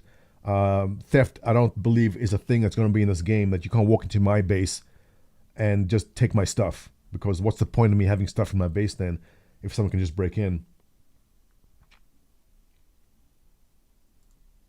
Weapon feel and balance, realistic scopes, and smoother locomotion, alongside our new and improved FPS radar and scanner that will ship skins work in similar fashion to blueprints? That'll be cool. That'll be a good idea, Dibs. Finding a rare blueprint for a rare skin for a ship? Absolutely. That'll be a great idea. Provide you an overview of the battlefield, but at the cost of ramping up your own emissions. We've also seen the introduction of our Maelstrom-powered destructible environment, which adds a layer of dynamism to the experience, alongside our improved AI. I love the scopes. That can now good. have hundreds of combinations The of traits firefights look good. that You're allow right. us to create unique and challenging combat encounters So that really push your tactical. This just makes it for me. When I play Cyberpunk, I play Netrunner, and one of the quick hacks is the ping, right? And the ping allows you to see everything in the area through walls and all that. And this is one of the features I love in Cyberpunk. So when they brought this in, I'm like squealing, going, yeah! I love it. It's also going to make bunker runs so much more easier once you know where everyone's hiding, right? Awareness and skill.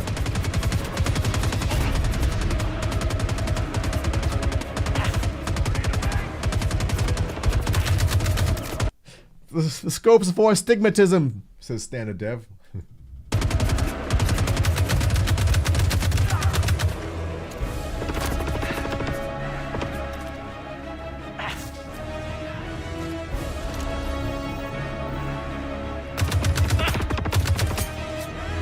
Also, the sound, there's a lot more bass to it. It's more bassy, right? They spoke about the new audio coming in. Patrick, how you doing? Good morning.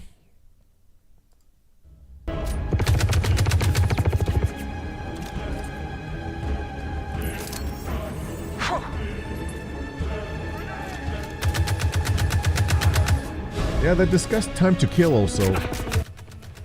R3K. I hate bullet sponge enemies in games, especially PvE scenarios. I can't stand bullet sponges. But I'm hopeful. I mean, look, the devs making this know their stuff. I have faith. We play and review the builds regularly and call out action points in each level from start to finish and where we need to improve the gameplay.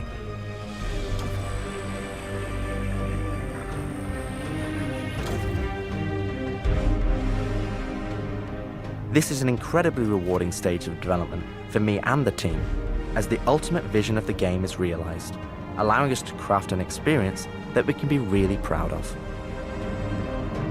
It looks so good. One specific area that I'm excited to dive in is the feeling of the player interacting with the world around them. Patching you in. As it's a core component of Squadron and really grounds the world that you inhabit. What a small detail, right? the physical interaction with stuff. A small detail that we don't notice when you're playing the game now, but I don't want to say it bugs me, but you're playing Cyberpunk and you get into the elevator and you go to push a button in the elevator, your hand doesn't go and touch it. And so, okay, you don't think anything of it because, hey, that's just how games are. So when they showed this and they go, look, when you touch a button, your hand goes out and you actually touch the button. God damn, this ruins all other games now. Also, chat, how many of you, after seeing this, are going to have a tough time going back to just plain old vanilla PU right now in Star Citizen after seeing what's available, right?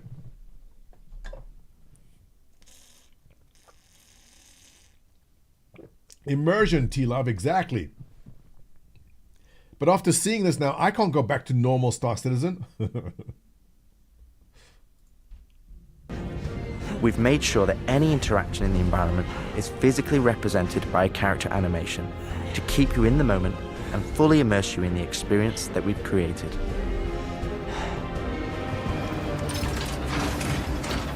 See you, fun. Welcome to the stream. Ultimately, Thanks for the follow. this is the final phase of gameplay iteration before we fully transition into optimization and stability on the road. What do you mean you haven't been able to do anything in the PU? It doesn't load in?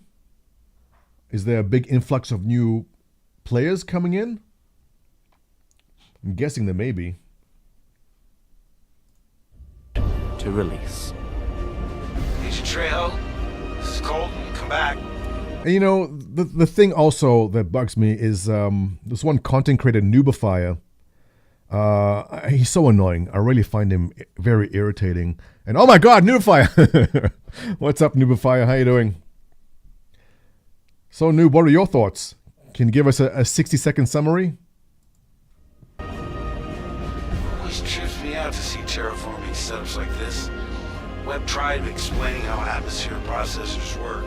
Really And you missed the stream yesterday, Noobifier. We were talking about ketchup chips for a while and the importance of ketchup chips and how the US does not have ketchup lays, strangely enough, which I think are probably made in the States. shows how far we've come. Hell is she? With the transition of Squadron to Polish phase, we've had the opportunity to find additional moments within the existing narrative to add subtle interactions where appropriate.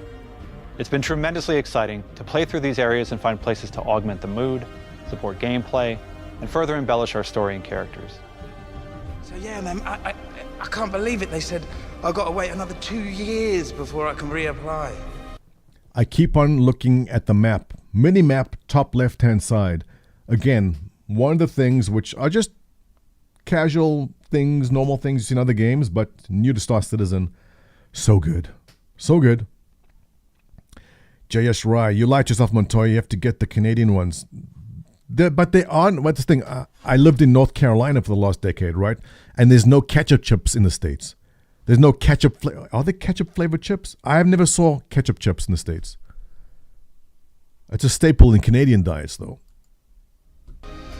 So that's why I figured I'd get a job trying in security, because that's you know, I can get some hours flying in the cockpit and whatnot. Can't hurt, right? Exactly. Starfield's land. We've also been capturing pickups for our lead female player character, as well as wildlines for our various enemies that you all will encounter throughout the game on both foot and in your cockpit. These consist of a range of responses and reactions that you as the player can trigger, which has been the culmination of efforts by the gameplay and AI teams. This means... Do any other multiplayer games generate their minimaps from the level markup? Yeah, look, I'm not an expert in how other games do their maps, but it does seem that the method the devs used in Star Citizen is definitely a lot more unique.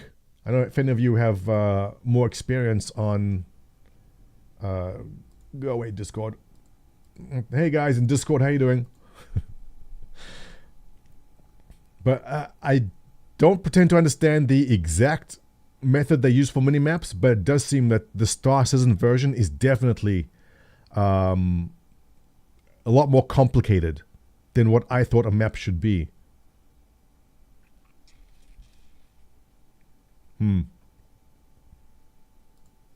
that you're going to have to tangle with some very smart and reactive bad guys to complete your mission.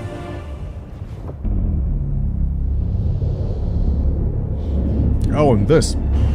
So, right now, when you are just, I don't know if this is a cutscene or if this is actually how it's going to look like when you are EVAing, because this is what EVA is looking like in Squadron 42.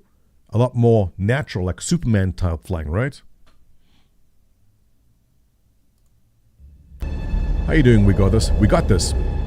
We got this. Welcome to the stream. Now, come on. This is unrealistic.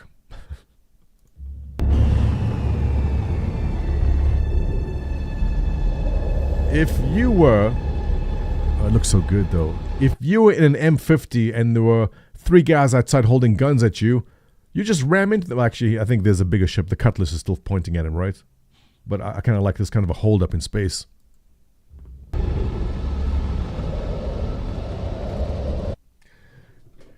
Chamot saying, "Hi Montoya, I came here to say that I'm normally more about gameplay depth and I have been very pessimistic for years about the Vandal reveal. Makes you feel more giddy like a 14-year-old. Yes, your sentiment is carried by a lot more people there. And, I mean, you saw this posted on Reddit also. People saying they're now excited. Their hype levels are now higher than ever before. But I'm telling you guys, temper it. And Noobify will agree with me, right? Noobify, I don't know if you saw that. Noobify, I know, is nodding his head, going, because we've been down this path before. And we're glad it's all feature complete. But at the same time, we're not holding our breath for whenever the polish will be completed.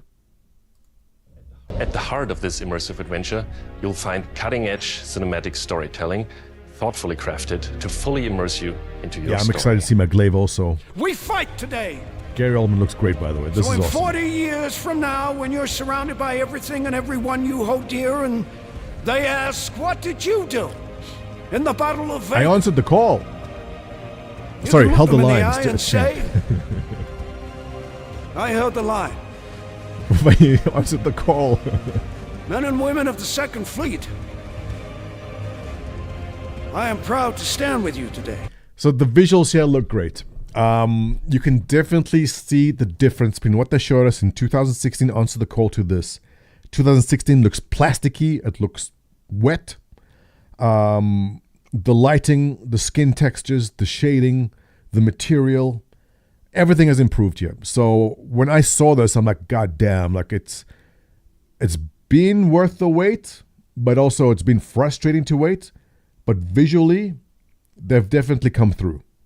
My concern, and a lot of people out there were like, how will this hold up? From the time they start the game in 2013 to the time they're releasing the game in 2028, will it still look okay?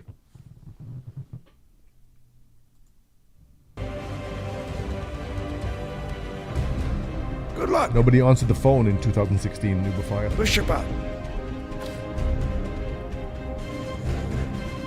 Nice speech.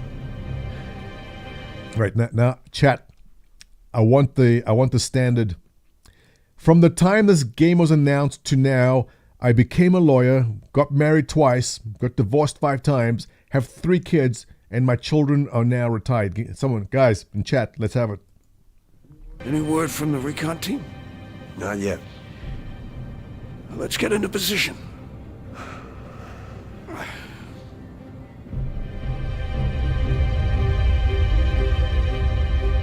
So I'm looking at the ships in the background. Let's take a closer look here.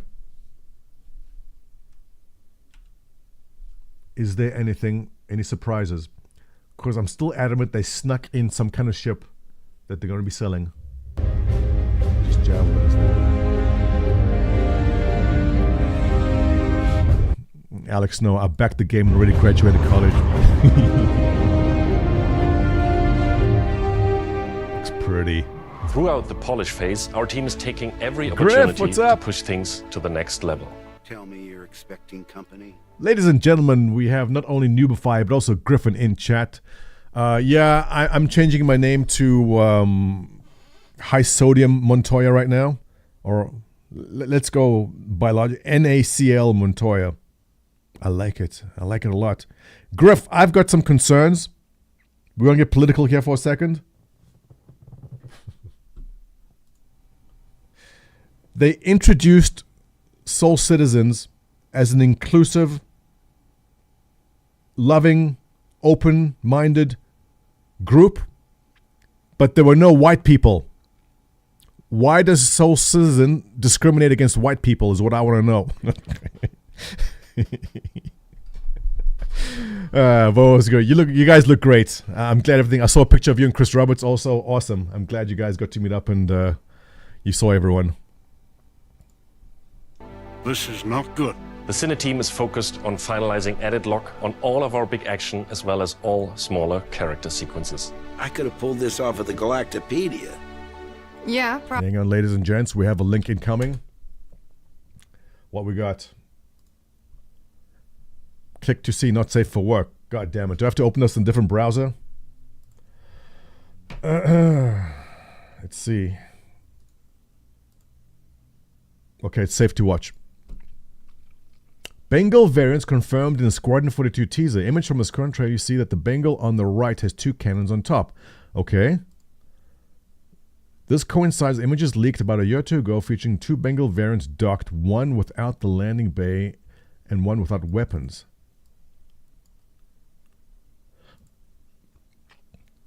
Red arrow. Oh.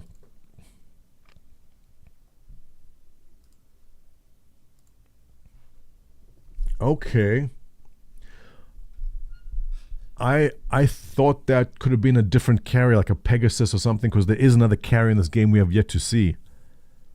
So that does make sense. So this one on the right is the larger cannon one. This one is something else. Is that what they're saying?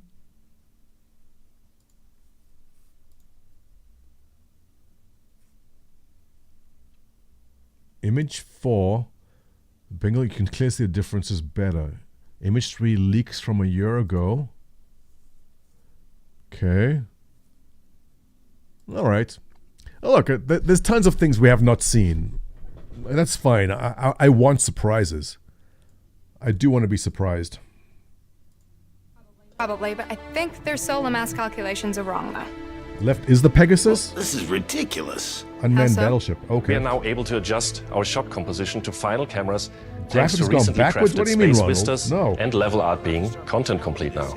It'd be nice to know how much of a shitstorm we're We just spent an hour talking about how the graphics have improved. What do you mean they've gone backwards?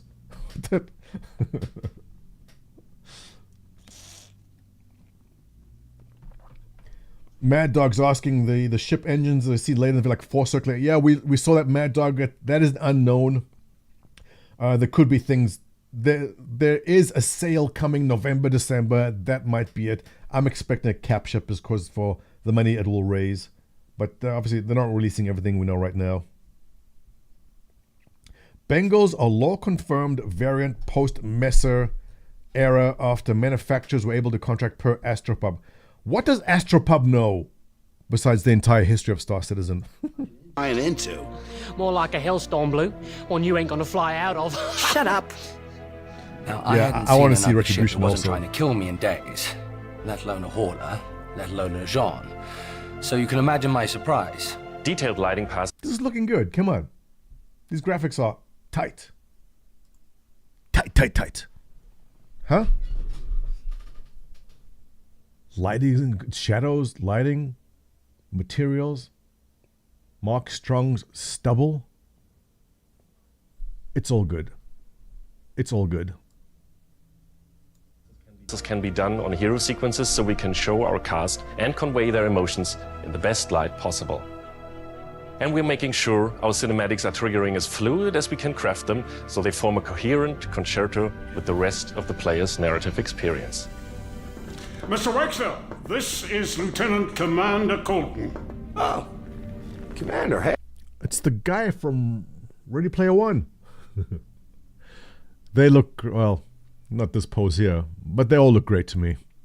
Hey, Julian Wexler. I'm the field manager of this little operation. Welcome aboard the Archon. What brings the Navy to this little corner of the universe? weepy sleeper. We got you flying with Lieutenant Commander. I heard about this He's game one of from our my best. uncle in junior As high. I'm others will 25 and share, married. this is the most rewarding chapter of development, which allows us to truly experience the visceral and oftentimes emotional moments that our narrative They can't provides. get the eyes and teeth right. Athy, How did you handle it after how Vega? dare you? I'm not sure I handled Was anything. that Sandy? No. But Sandy was used as one of the original face models. You may come across facial features where it's a face shape, nose, eyes, and mouth, which came from actual people also that backstopped Citizen. There was one Citizencon where they went and scanned the faces of a bunch of people, like Maya. And I actually found Maya's nose in that one, the Mercury Star Runner commercial they did. And I go, that's Maya's nose. So you may see some characters which look familiar to other people, but that's because they've taken pieces from them. But now with the new facial tech, the new character creation that they've created, we go way beyond that. So you're not forced to use Maya's nose in your character creation anymore. Ray tracing is way off. What? Ray tracing is ways off? Didn't they show something with that Bud the Cyborg? The eyes don't look bad for current tech. Mouth movements work. Yeah, look. The mouth movements are never 100%. Actually, you know what? Even surprisingly, with AI these days, it's pretty close. I mean, when Disco Lando put together that little tweet in different languages, if you didn't know he was using AI and you looked at his mouth move, it looked pretty accurate. So I think they're definitely getting very close. Again, that's polish, right? So how accurate do you want your mouth movements? Because if you had to ask Chris Roberts, he would go, this is not perfect. We have to go and keep on working on it for another 10 years. So I'm okay with the mouth movements or the teeth not being perfect.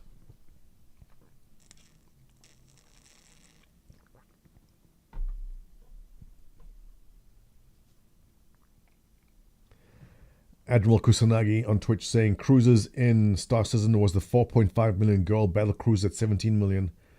Yeah, well, we got our glimpse, right? Yep. New chatter called Salt E Mike saying as we are seeing pre-polish. Yes, welcome to the stream, Salty Mike. We were just saying how polish might mean 6 years. And I bring it up again, all right? Because we're all happy right now. Salty Mike is happy right now. But our moment of praise will become boredom. And I guarantee, we talked about this yesterday also. Because once you are into Pyro, once you've flown in and landed and done 10, 20 missions and 50 hours in, you'll go, damn, Pyro's boring. What am I going to do? Once you guys have been in Pyro for 2-3 months, we're back onto complaining on Reddit that CIG is simply not doing enough. So I don't want to rain on the parade. Deadless, first time chatter, welcome. Revelis, thanks for the follow. Such a pessimist. I'm a realist. No, look, I loved everything we saw. But I know that by December, January, people will be bitching that there's not enough to do in Pyro. And then they're going to release Nyx. It'll be the same story. It helps to remember that stuff like this is supposed to hurt. I've never been But good I do at love the dealing with hair. problems I can't fix. Coming from... Well, this is one I just that you don't want have to do alone. the perfect haircut like mine in there. It's good to know.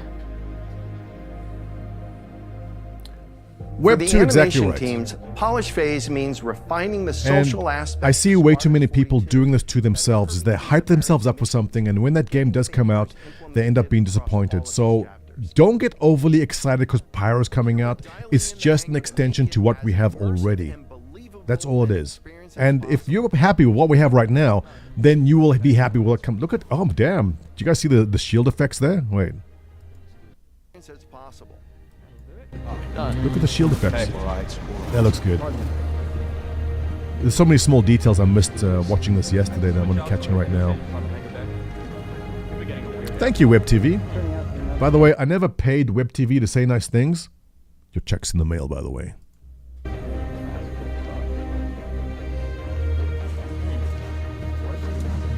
Thanks for the follow, MSRB. I feel that. Anyway, I'm off. For example, we're launching off a space carrier, but we still ground the feel in real-world action. Here's the part that Athy loves. She was talking about the accuracy. Athy, who served a part on the USS Enterprise, the actual Enterprise. This means we're looking out for pops, hiccups, or awkward transitions, and ensuring that everything flows and looks like all the great mocap performances Montoya has way we more captured. charm. Damn straight! You know, if the reason why my chat loves me because I kick out anyone who doesn't throw compliments. Whenever gunners are on full rotation, you can always count on at least one of them getting hurt. We also have you covered in everyday life. The medical staff work diligently for The their new patients, hairstyles complete whether this they're game, players man. or crew.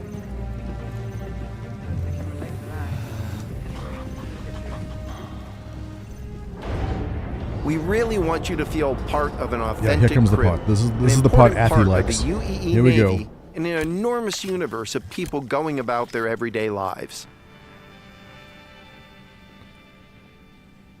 So, again, just being able to reach out and touch a button that you choose, what a small little thing, but so important now. Hangar, ready for launch. So important. Takeoff approved, Baron 2. You have the ball.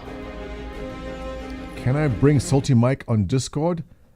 You nuts. Salty Mike just cries and complains. You saw him crying yesterday with a tissue to his eye. We don't bring beta males, crying men into my stream, all right? But I mean, you guys understand also.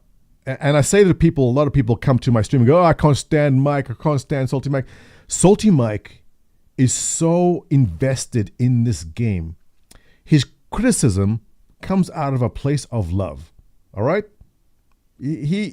When Salty Mike finishes a stream, you know it's serious talk when I go big cam. Griffin gave me $5. Thank you. Thanks, Griff. I appreciate that.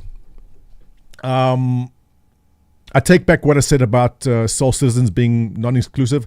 I don't know what you have against Jews that you don't let me join, but I'll... God damn it, he gave me $5. I have to say nice things. Salty Mike and any of the content creators that are in this game, and when they criticize it, doesn't mean they hate the game. They're doing it out of a place of love. Because when Salty Mike stops his stream, he lies in bed and he dreams about playing Star Citizen. And he dreams about the perfect game. And when something bugs him, he'll say it. So don't take it as a negative thing, right? I could be wrong. He just could be a hater. I take it back. He just hates the game. You heard it. Salty Mike hates Chris Roberts. That's what it is.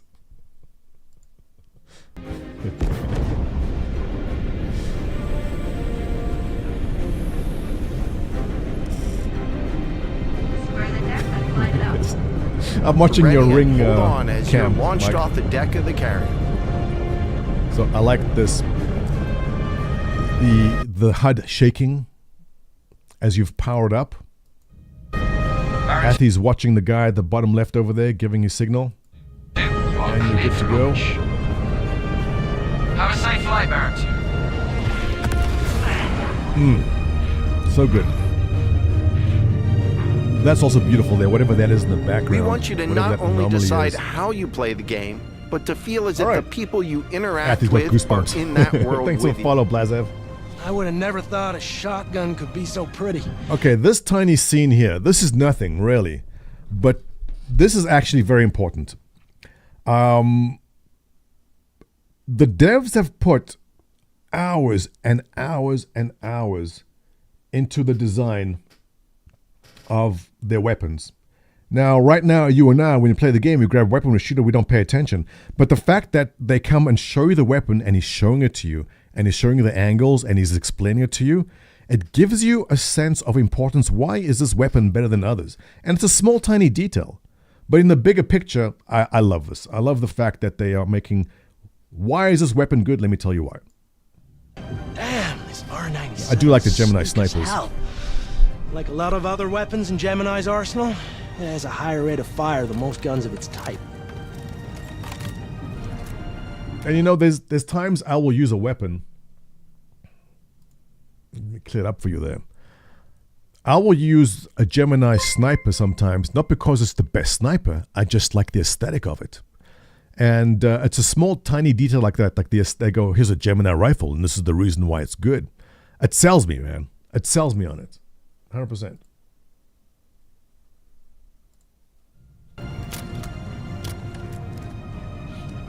Solartis saying it's what's immersive. Yes! Fidelity.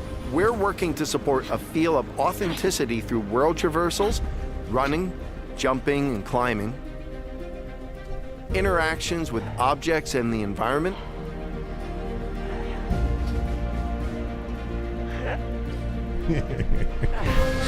You can hold the line with that shotgun? Yeah, Mike.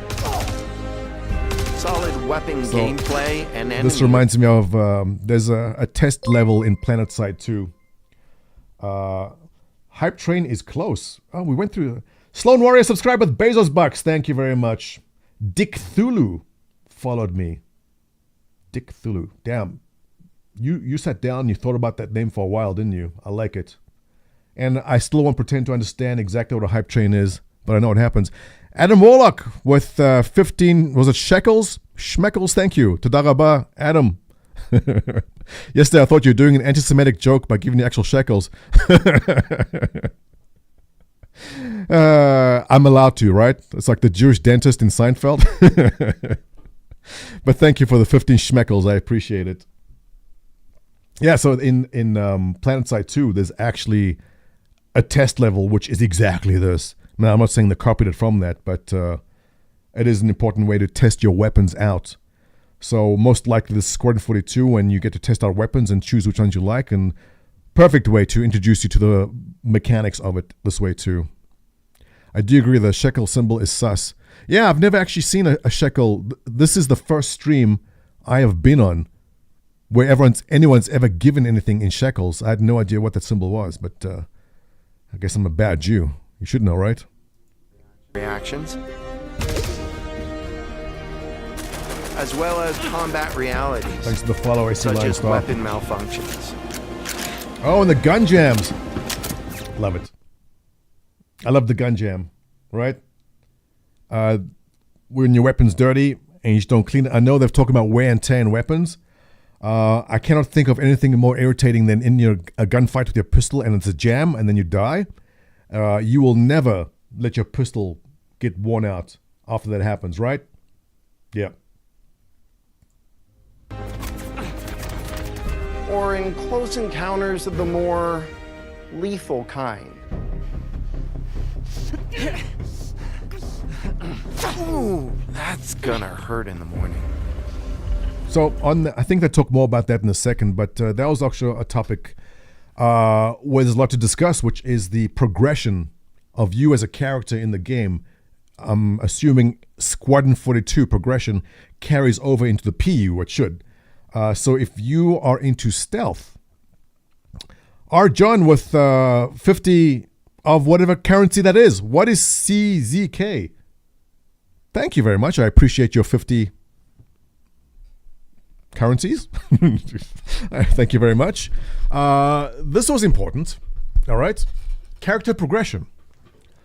The one thing which, not that bugs me in Star Citizen, but the one thing lacking in Star Citizen that prevents me from playing every day is the lack of actual character progression. So I go in right now, you go in right now, and you spend 10 hours playing today. What do you actually get for that? Well, it was fun, but then as a wipe, it all goes away. Character progression. In playing the character the way you want to go. Hype train incoming! And I know you guys try to explain exactly what a hype train is. You'll have limited time to earn exclusive emotes. I don't understand Twitch. I don't understand the value of these emotes to you guys. You're all very weird. I've got the weirdest chat. Bunch of weirdos. I don't know what a hype train is. No one knows. Does anyone actually know what it is? It's like an NFT, but it goes away. You can't even keep your emote, right?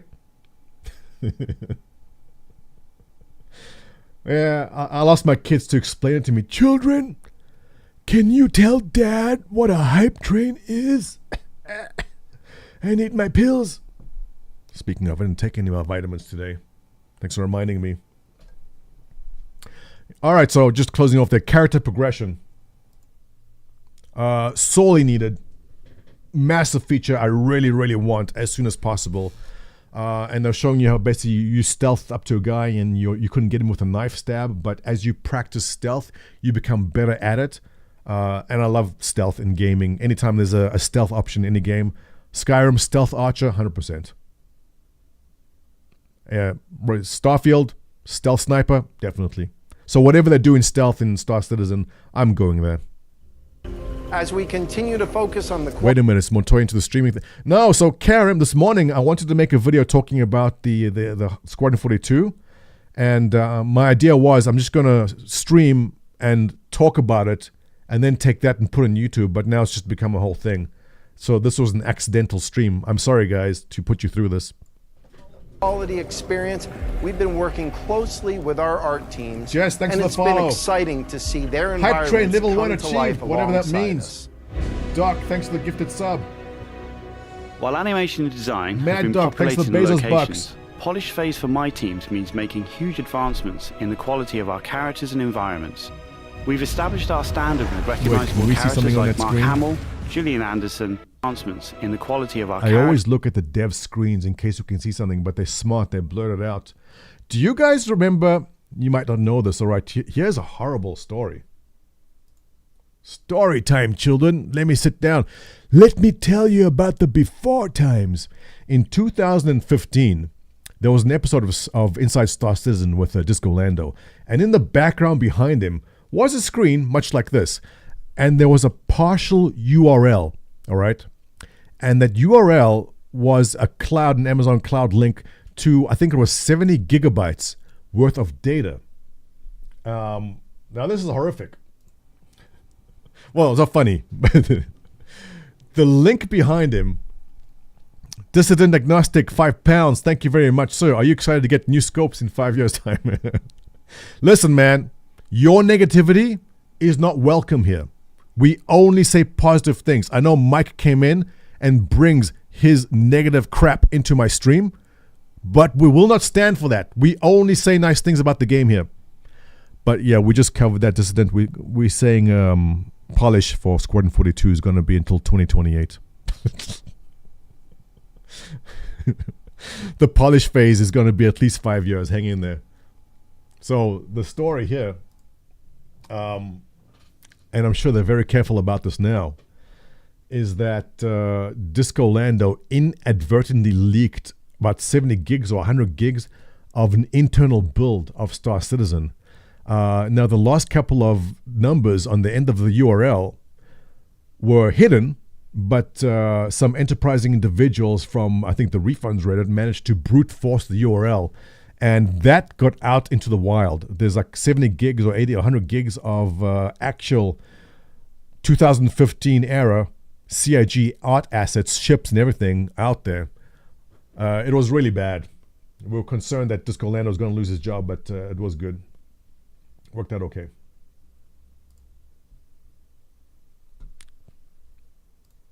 And environments. We've established our standard with recognizable characters like Mark Hamill, Gillian Anderson, and Gary Oldman. And we're now applying this to the rest of Athy was 2015. The cast and identifying any remaining tech requirements that need to be closed out.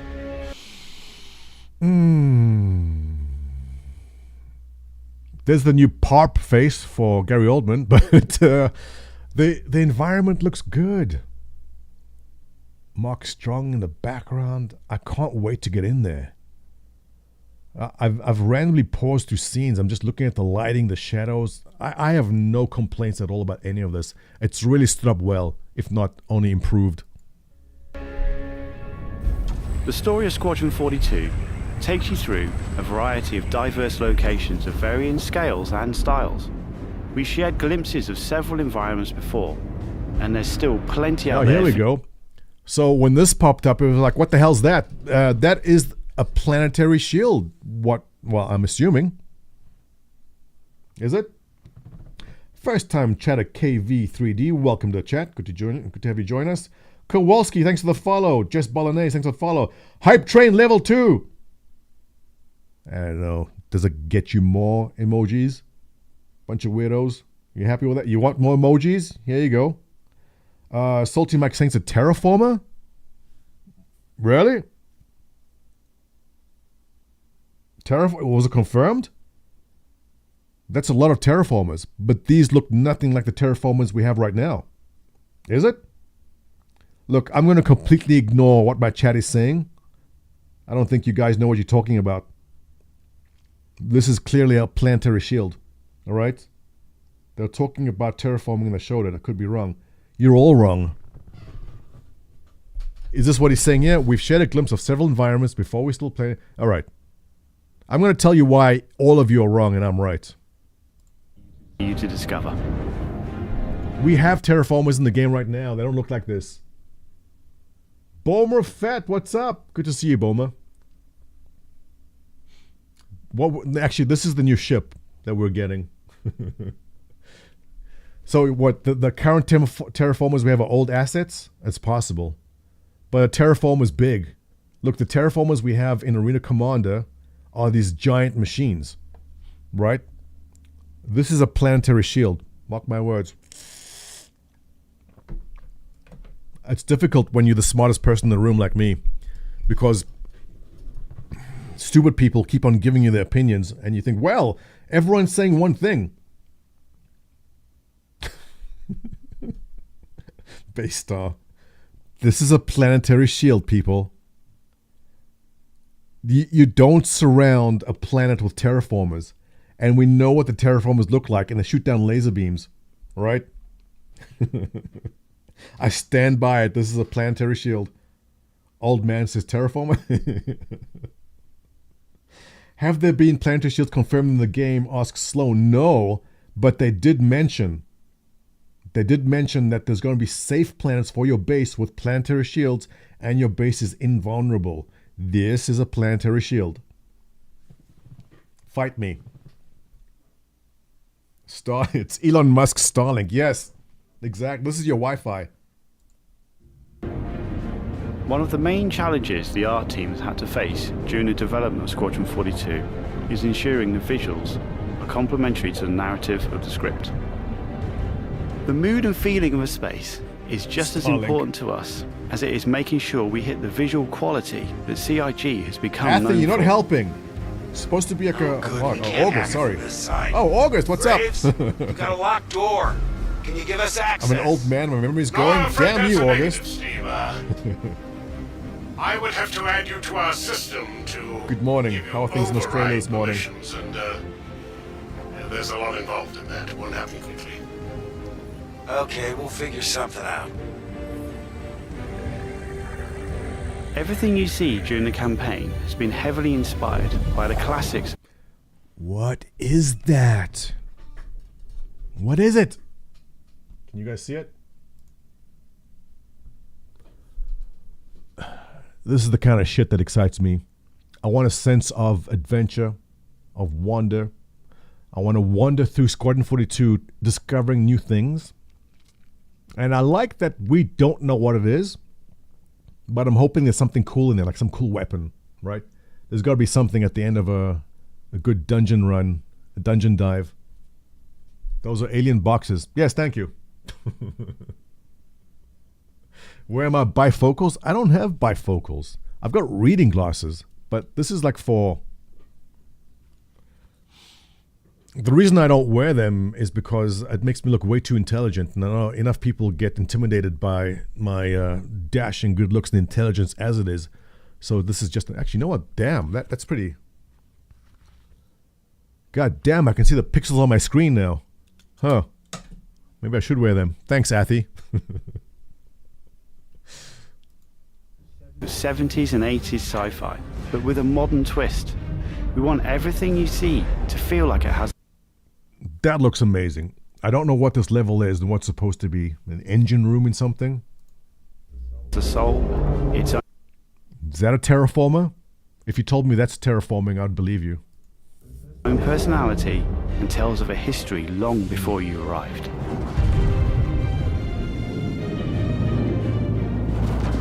Crafting interesting flight spaces and their connecting tissue Thank you, Sloan has Warrior. been one of the more Planetary Shield. unique challenges we've needed to overcome for Squadron. Developing our VDB tech to blend seamlessly between tighter traversal spaces and into wider space vistas and planets has proved incredibly difficult but rewarding, ensuring that Squadron flows seamlessly from one chapter to the next, without interruption. It looks so good. Creating a diverse For a second, array that of looked like locations is essential California. to us. Tell me that that when you saw this, well, there's another landmass there, but I was like, oh my God, it's California. There's Vancouver right there, and here's that liberal hellhole, Los Angeles. But no, because there's a landmass there, it's not it. Our environments need to work from a variety of scales. We need to pay close attention to detail, whether we're working in a dirty engineering vent or navigating the debris of a dying star, wondering what may be around that next corner, or even who may live there, how would they have survived, and what state of mind may they be in. Did I see the upvotes on the official video? No, I have not. Yeah, how is the... Good point. I haven't seen the views. I haven't checked on anything since yesterday, actually. 493,000 views.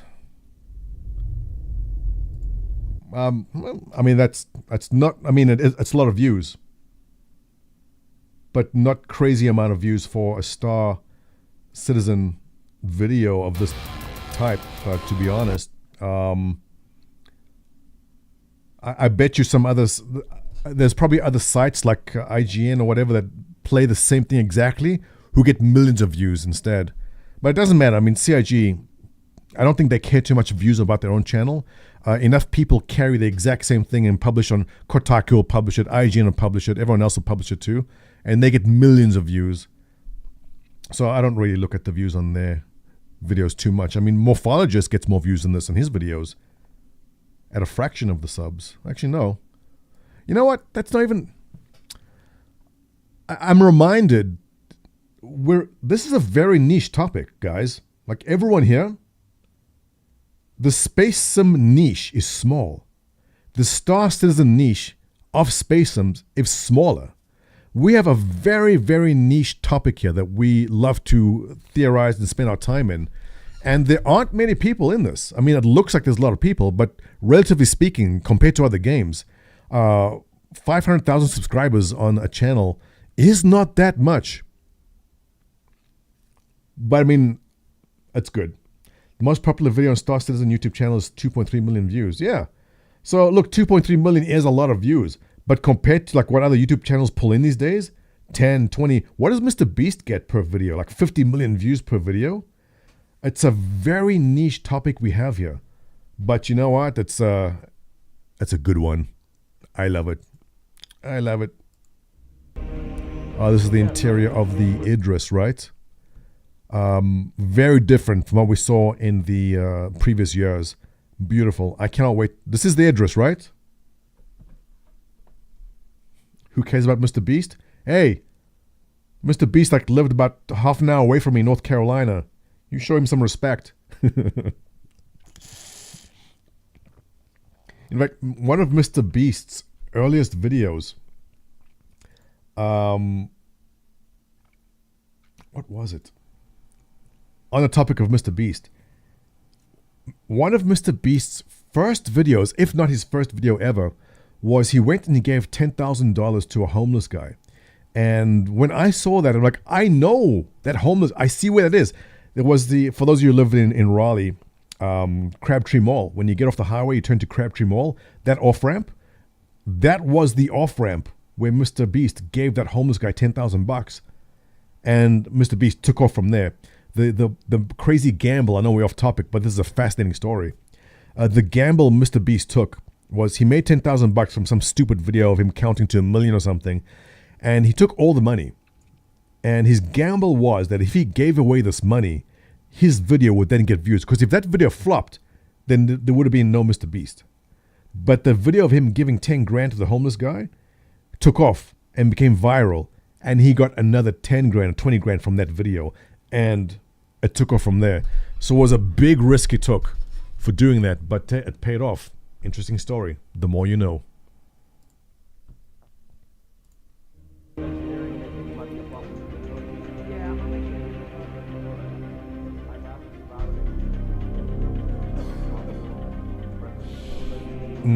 It's nice. We've worked closely with our social teams in delivering a cohesive... I can't wait to get on the bridge of that Idris.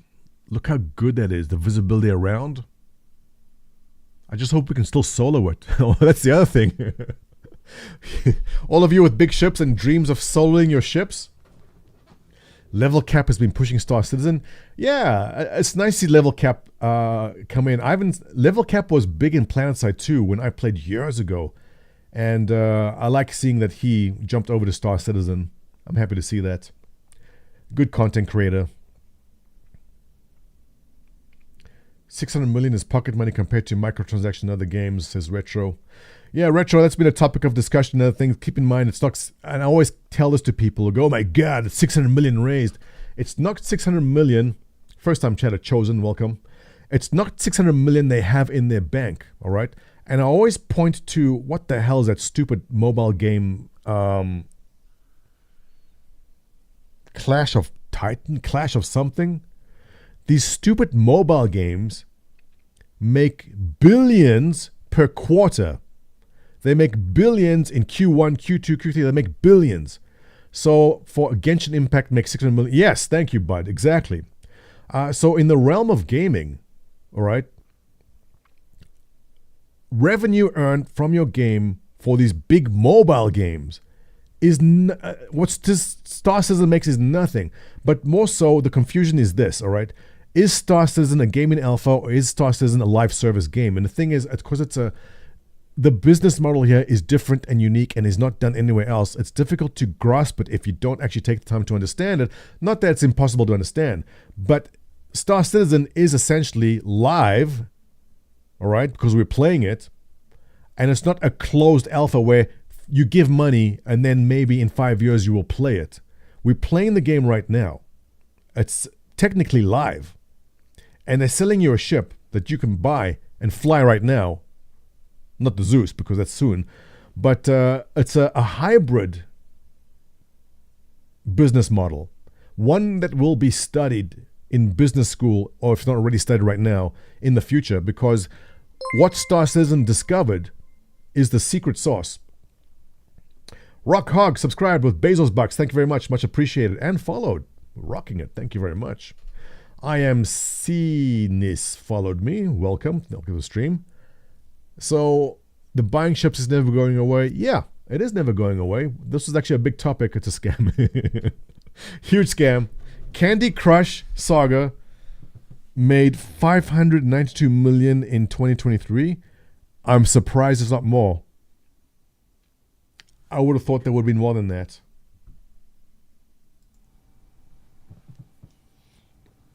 Double check those numbers there. I'm pretty sure Candy Crush might make more than that if it's not for the quarter, because I did an in-depth video on this topic about 2 or 3 years ago, and those games are crushing it in the billions, right?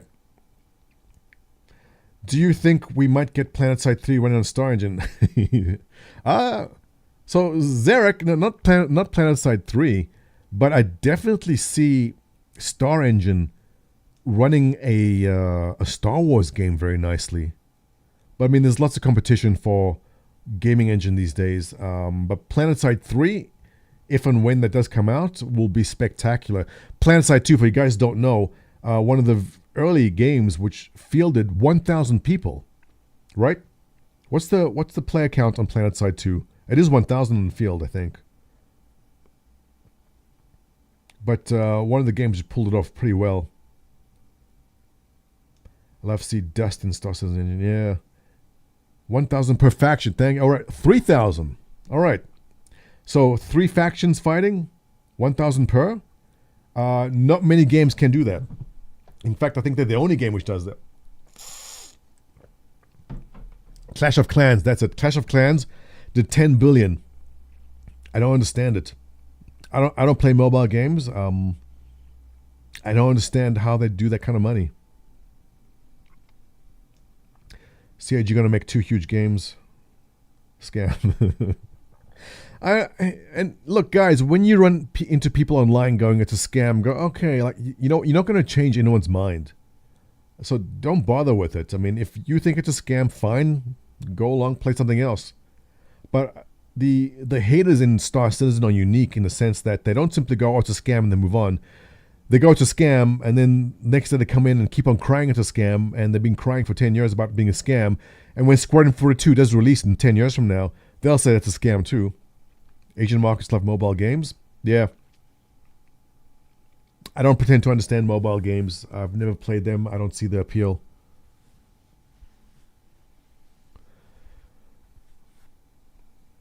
Is Test Squadron in Star Citizen related to Test Squadron in EVE? Negative. There's no Test Squadron in EVE. There's a Test Alliance in EVE.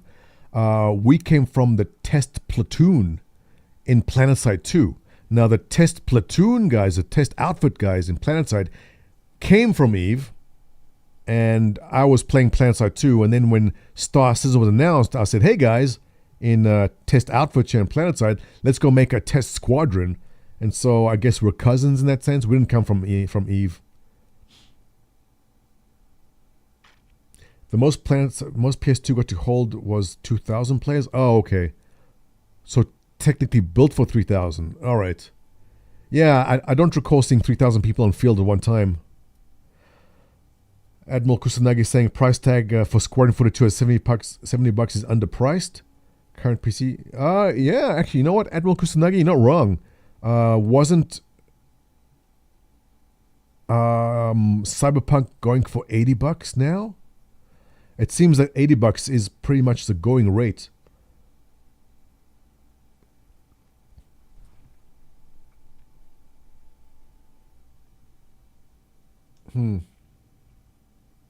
What faction?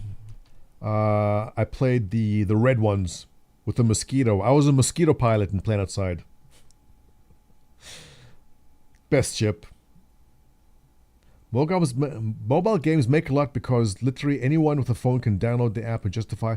Look, yeah, I get that, Weepy Sleeper. I guess that it's a wide net, but I'm shocked by the amount of people that end up paying money, paying $5. Actually, you know what? I take it back. My daughter plays Cookie Kingdom, something with cookies. And she needed to get some sort of booster to get some other cookie or something versus playing for 1,000 hours. And she asked me to get it, and I got it for her. So yeah, I guess, okay, you know what? I understand it. I just don't play it. Because I did give her $5 to get whatever booster she needed for her cookie game. Twin City saying $80 is about the current rate for games. Yeah. Correct, City Jeff. Squadron 42 going for $80. Doable.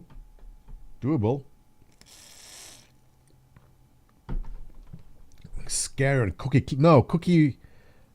I want to say Cookie Run Kingdom. It's not that. It's something with cookies. God damn it. Someone asked the kid what game they're playing with cookies. Let's finish up this video. Let's go. Social experience when you're taking some downtime. God, from look at that. flight and What FPS is that? missions. Is that a jump point? Is it like a white hole? The devil's anus? Or even Marvel reference there, by the way. Get up to speed. I want to see that again. The coil? Is it? We've worked closely with our social teams in delivering a cohesive social experience when you're taking some downtime. That is so good. Hardcore gamers laugh at mobile games. No, look, Meech, I can't Cookie Run Kingdom. Is that it, Jim? I think so. It's not that I laugh at mobile games. Look, everyone should play what they like. If you enjoy mobile games, go for it. I don't understand it. I cannot pick up my phone and play a game on it. My kids are a lot more platform agnostic, though. Is it an age thing? Gen Xers? Like, my kids will play Roblox on the PC. They'll play Roblox on their tablet and play Roblox on their phone as easily. Like, they don't care. So it could be an age thing. From our refined flight and FPS missions. That or looks even good. missions of the more eerie kind.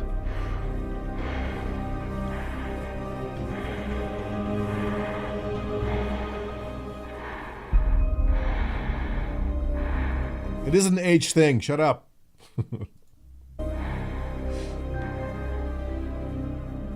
We'll be introducing new space stations on a massive scale, This is the jump all point, brought right? together and designed to be as tangible as possible. We've thought about their function, their age, and tried to ensure there's a progression in artistic style with each station as you progress through the game. Should I be playing mobile games on my phone? Oh, you know what?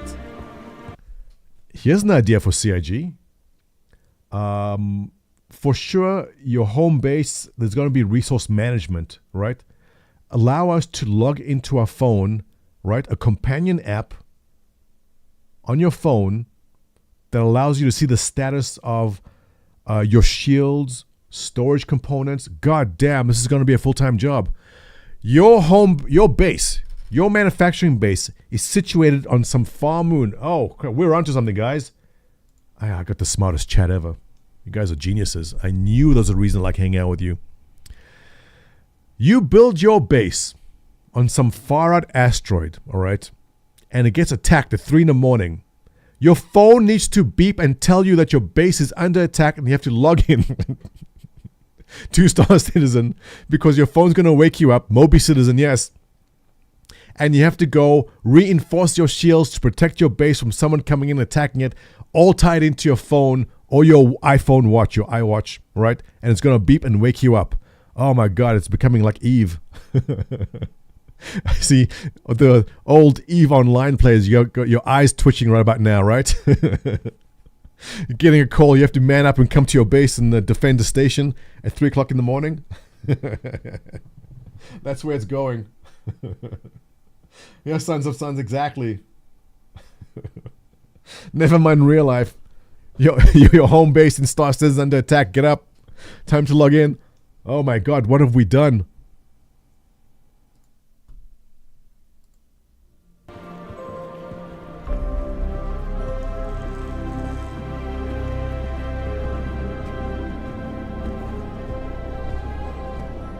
As you can see today. My God, yes, that's exactly. It's MobiGlass. The phone version of MobiGlass. And it's telling you your shields are under attack. Oh shit, this is the end. This is the end of your normal life as you know it. When Star Citizen comes out fully. Yeah, we're done. The teams are working incredibly hard, ramping up the detail and quality to match the breadth Alright, this of our was vision the... for Squadron. Who was asking about this earlier? We don't know what this is. Looks like... Is it a ship? Was this confirmed to be a ship even? We don't know. But if it is some new ship coming out, fairly large. I mean, is this Idris sized? No, it looks a bit smaller. But, I mean, if this is something coming out in the next couple of months, and we know November, December are going to be big for ship sales, we'll know soon enough. To me, this looks like about $500. 42. Richard Tyler, what? Hang on. Richard Tyler in Mike's chat said this was a ship. Is it? All right. Pegasus? No, too small. Giant wakeboard? Yes. Exactly. Idris? No. Engine block for a Bengal? Possibly. This doesn't have to be a complete ship. This could be a piece of a ship. But we'll have to wait until... I'm sure we'll find out in the next 2 months, right? It's the Retribution. Too small, but close. It's the Zeus. God damn it, Slicer. Everything is the Zeus all the you're all time. asking, when can I play it? When can I play it? When we have the locked release date, you'll be the first to know. Now we're in polishing phase on Squadron 42. And this is it. Polishing phase is quite... So there's more people in here right now. You guys may have missed our discussion earlier. But exactly, on a serious note, when it comes to Chris Roberts' level of perfection, all right, what does polish mean for Squadron 42? 2 years? I wouldn't be surprised. For a Cyberpunk, I would say 6 months, 9 months max for Cyberpunk. But Cyberpunk has investors, and it's a publicly traded company, so they were pressured to get out by a certain date. 5 years, 1 year.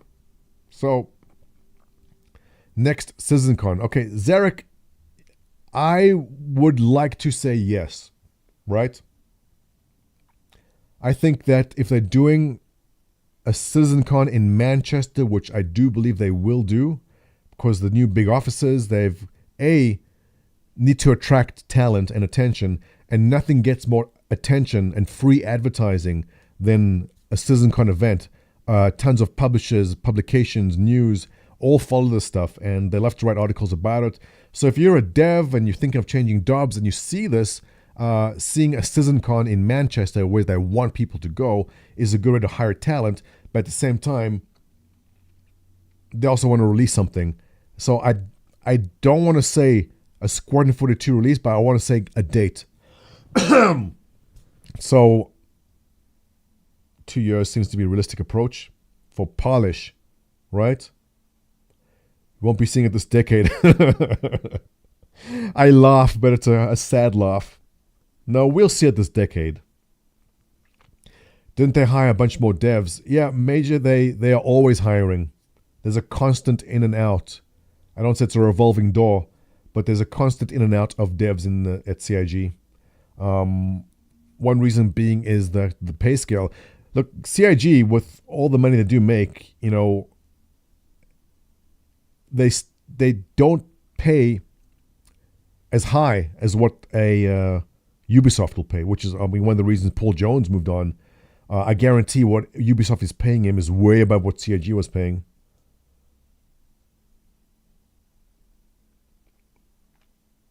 But they do develop a lot of their homegrown talent. I'm thinking they're going to polish hard until polish hard. Citizen 2024. Yeah. I think Citizencon 2024 will be a big vertical slice. Another, maybe re-show us the vertical slice they've shown already. Excuse me. 2024 of winter 2025. Joe's, really? Yeah. 2042. Sad. Realistically, I would say vertical slice shown to us, Citizencon 2024 with a date of summer 2025 is my estimate. Let's see. T-Love saying 2025. Yeah. It's a passion project with process. Right, so that is the problem there, Stefan Nissi.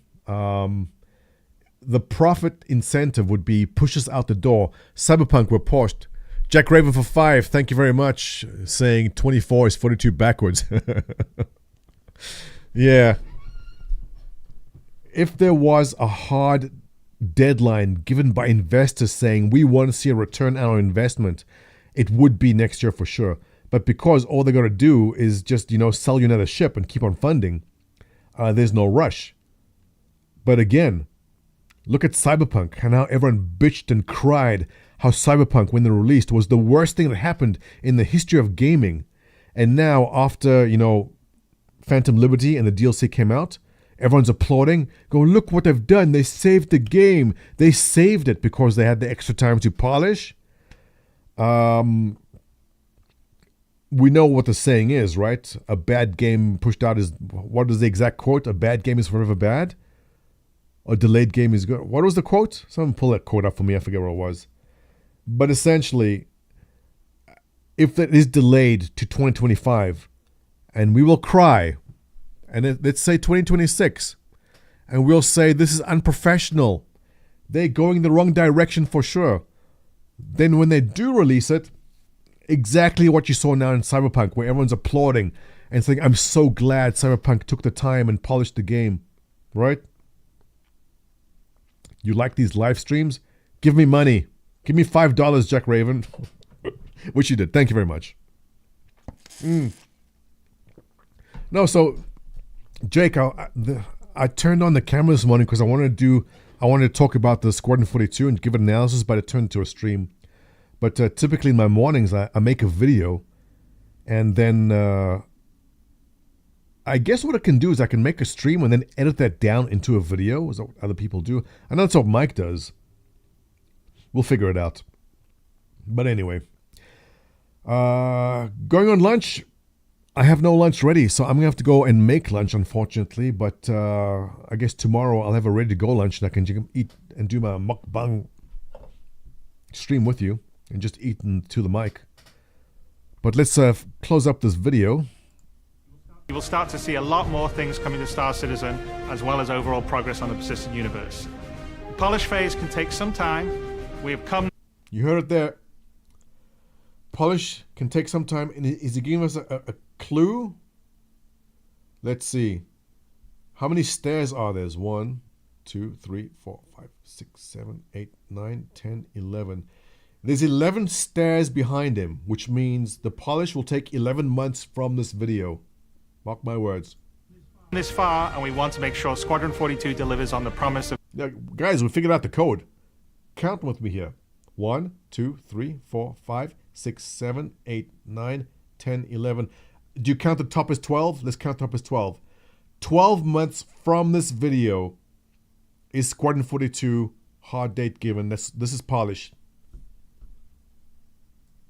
Trust me on this. I know how this works. Being this generation's wing commander. Now, even though there's only a few of us in this video, I'd like to extend a big thank you to all our staff around the globe who've been putting their heart and soul into bringing Squadron 42 to life. And I would like to thank everyone in the community for your patience and your support. To paraphrase Admiral Bishop, when people ask, what did you do in the development Squadron 42? Answer the call! 42?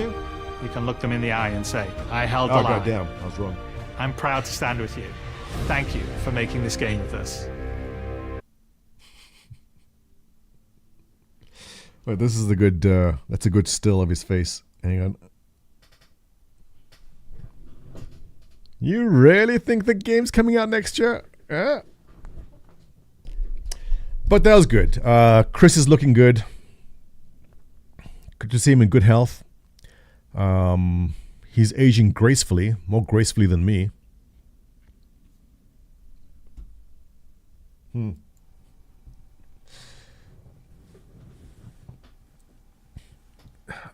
waiting for CIG to answer the call. I was holding the line. Yeah, you and me too. Well, ladies and gents, thank you for joining the stream.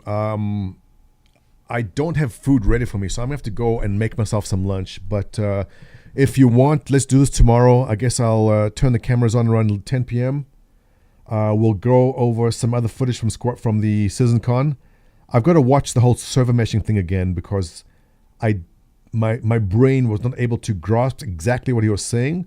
So I want to go over server meshing tomorrow. Let's do it tomorrow morning around 10. And join us again for wonderful wisdom and smart insight. And more claims about what ship the Zeus is and is not. Oh, we forgot to do that. Wait, we're not done. Sidero for $5 Canuck. Thank you very much. Appreciate it. Where was that link? Who gave it to me? Here we go. Wait. There's more. The best is yet to come. All right. We were having this discussion yesterday. And I think my chat was correct and I was wrong. Which rarely happens. All right. So these are some hover bikes. What is that? Is that a new hover bike? Well, we know that's the X1. Is that what it is?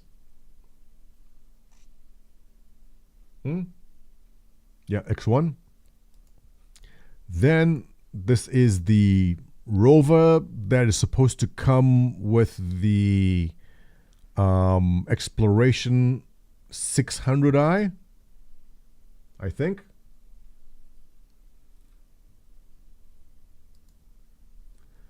Argo Cargo, Lynx rover, thank you. Medical Ursa, okay. Oh wait, okay, this is right. The Argo MP-UV variant we saw leaked. This isn't augmented. It's got the tractor beam in the front, right? Okay, I missed that completely. That was good.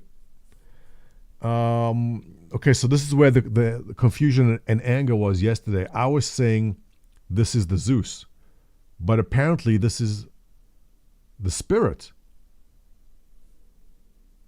I feel like we're having this argument again.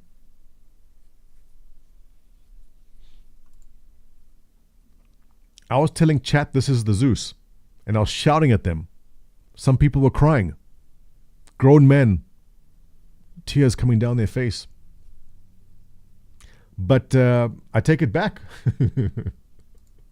After much convincing by, who was it who was telling this in Discord? I forgot who. But thank you. Because he clearly pointed out that the landing gear here, this is the Zeus landing gear. So this one is the Zeus. And I was saying, no, it's not. So yes, Spirit C1. This, I still say, is Count Dooku's ship. It looks like a big Fury. Santok Yai? No. What? No, it's not the Santok. It looks like a big, well, assuming the ship is facing the direction we think. This arm and this arm here look like these arms, but on this side, it looks like a giant Fury. But if this is kind of a Count Dooku ship, it's nice. I don't know what this is, but I like it. Most likely Xion, right? This is probably $500 worth of alien ship. Alien ships typically in Star Citizen carry what we call the alien tax, which make them a bit more, let me just drop the chat out the way that I'm blocking it. Makes it a bit more expensive. But, I mean, they were saying it looks like a giant Fury. I'm like, I don't know, it doesn't, but it does, right? Mirai Indignation says Captain Fish Sticks. Hey, Captain, do you like fish sticks? I'm so funny, so funny at all, stupid. All right. Xion lunch truck. Yeah, give me your worst guesses. What is it? Worst guess wins. Genesis Starliner. No, Alexia. That is not... Do you know what the Genesis Starliner looks like? Plus this is floating. There's no landing gear. Giant Fury. SRV. God, the guesses are terrible. It's got Hovertech. So it's CNOU. Right up to the CNOU and MISC. Yeah. It looks like a big Fury.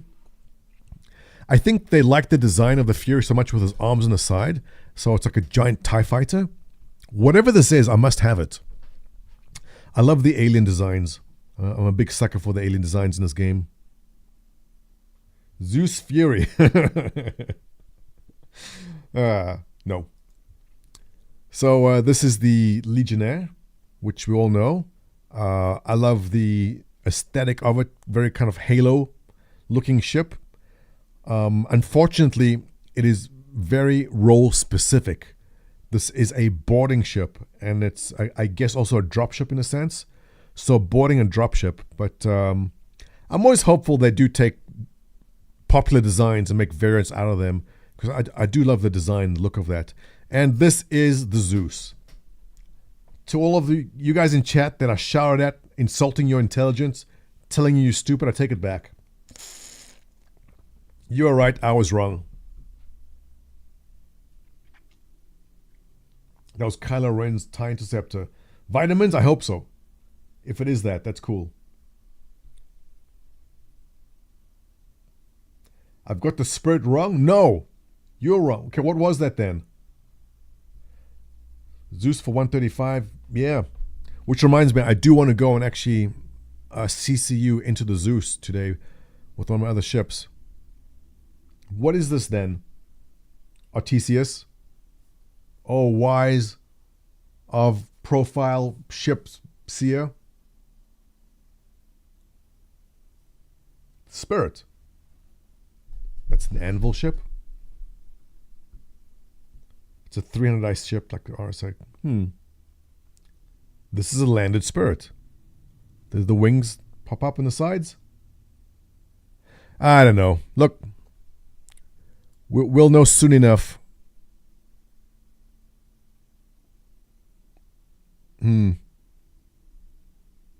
But I like that this latest batch of ships.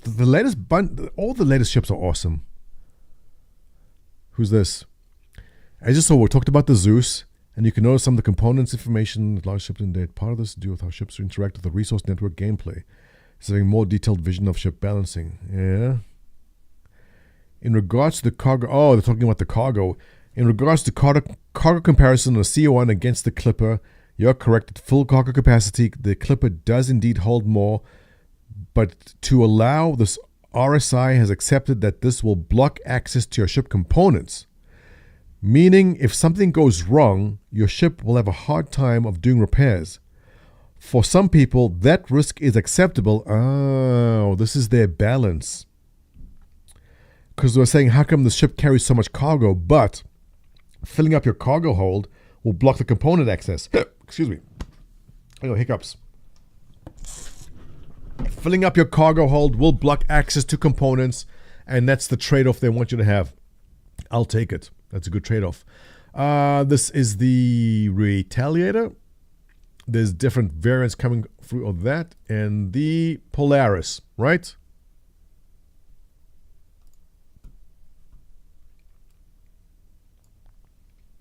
I like how everyone cheered when this came up. And for those who were not around, back in 2016, they released this, much to everyone's surprise. I mean, everyone is wanting a ship that is smaller than the Idris, and this was one of the first. Is it a cap ship?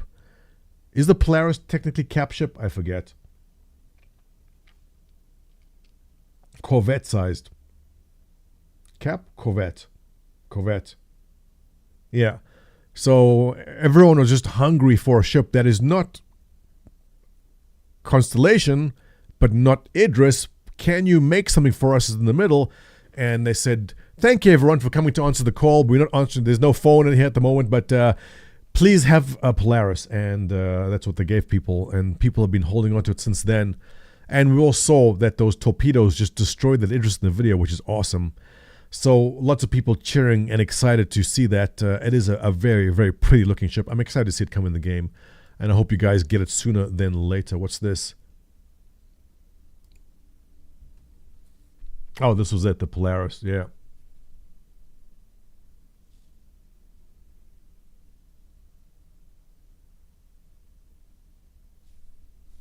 Is this gray box? Yes.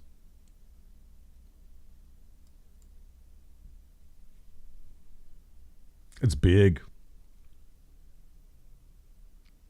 Also, shout out to Gavin Rothery, and I can tell this is his design. CIG ship dev, who also made love ships in The Mandalorian and Star Wars, which you're watching right now. His signature piece are these V-shaped hallways, which he puts into every ship he makes. So I can tell right away, this is a Rothery special.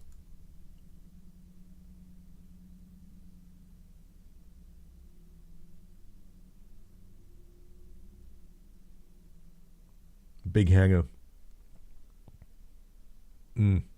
Nice.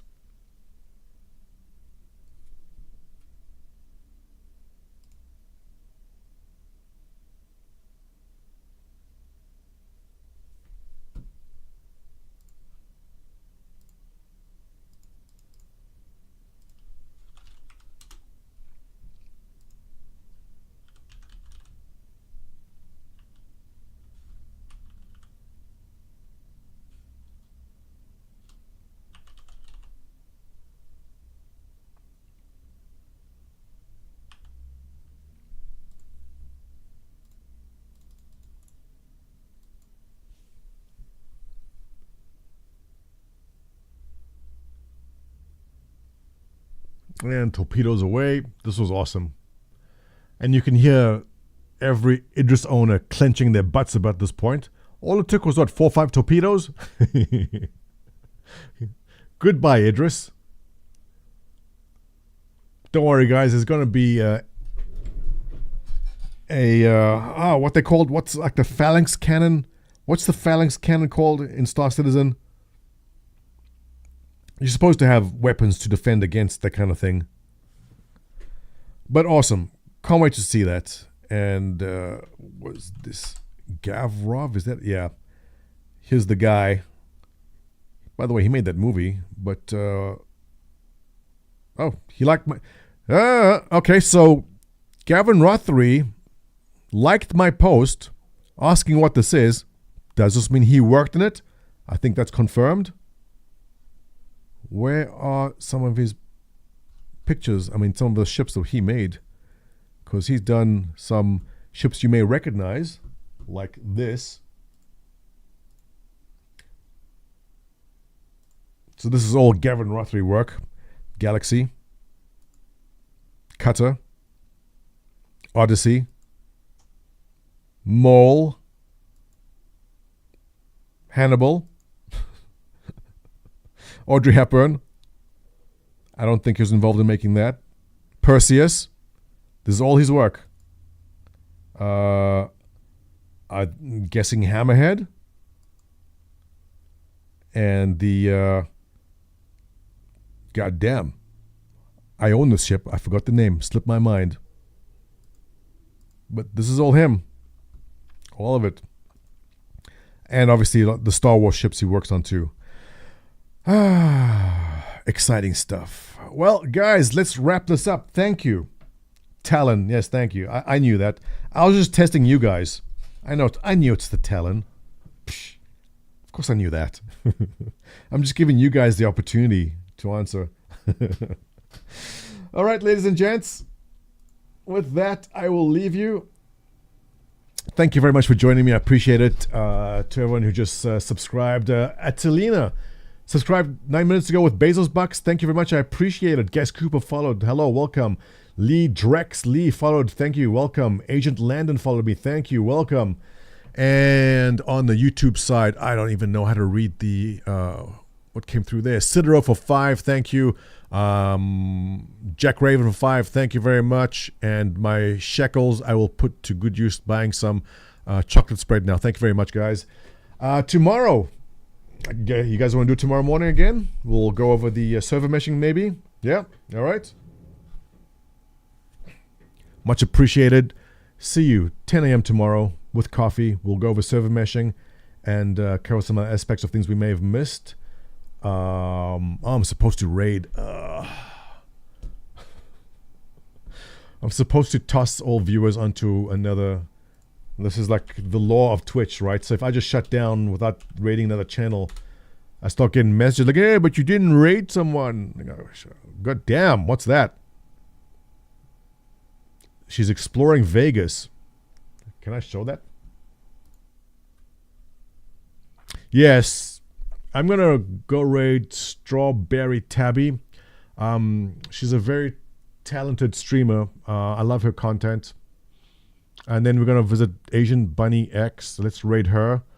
Again, as you can see, very talented young lady. We definitely have to show support. A lot of support. But let's go to Star Citizen stuff. Captain Richard. Is he back?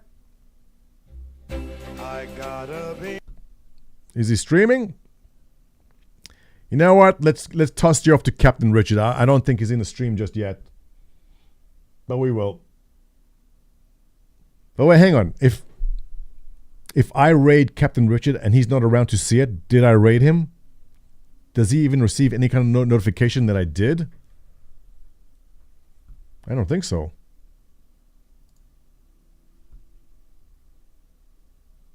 Yeah, you know what? Let's toss it.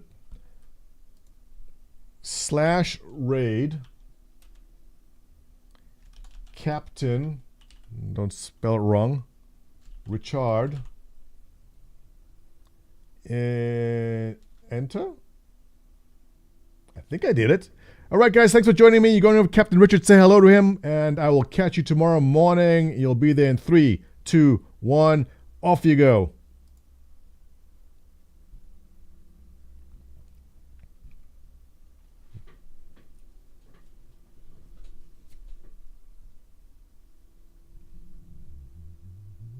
Okay. Are we done? Is anyone still here? Thank you, YouTube guys. I'll catch you later. Take care.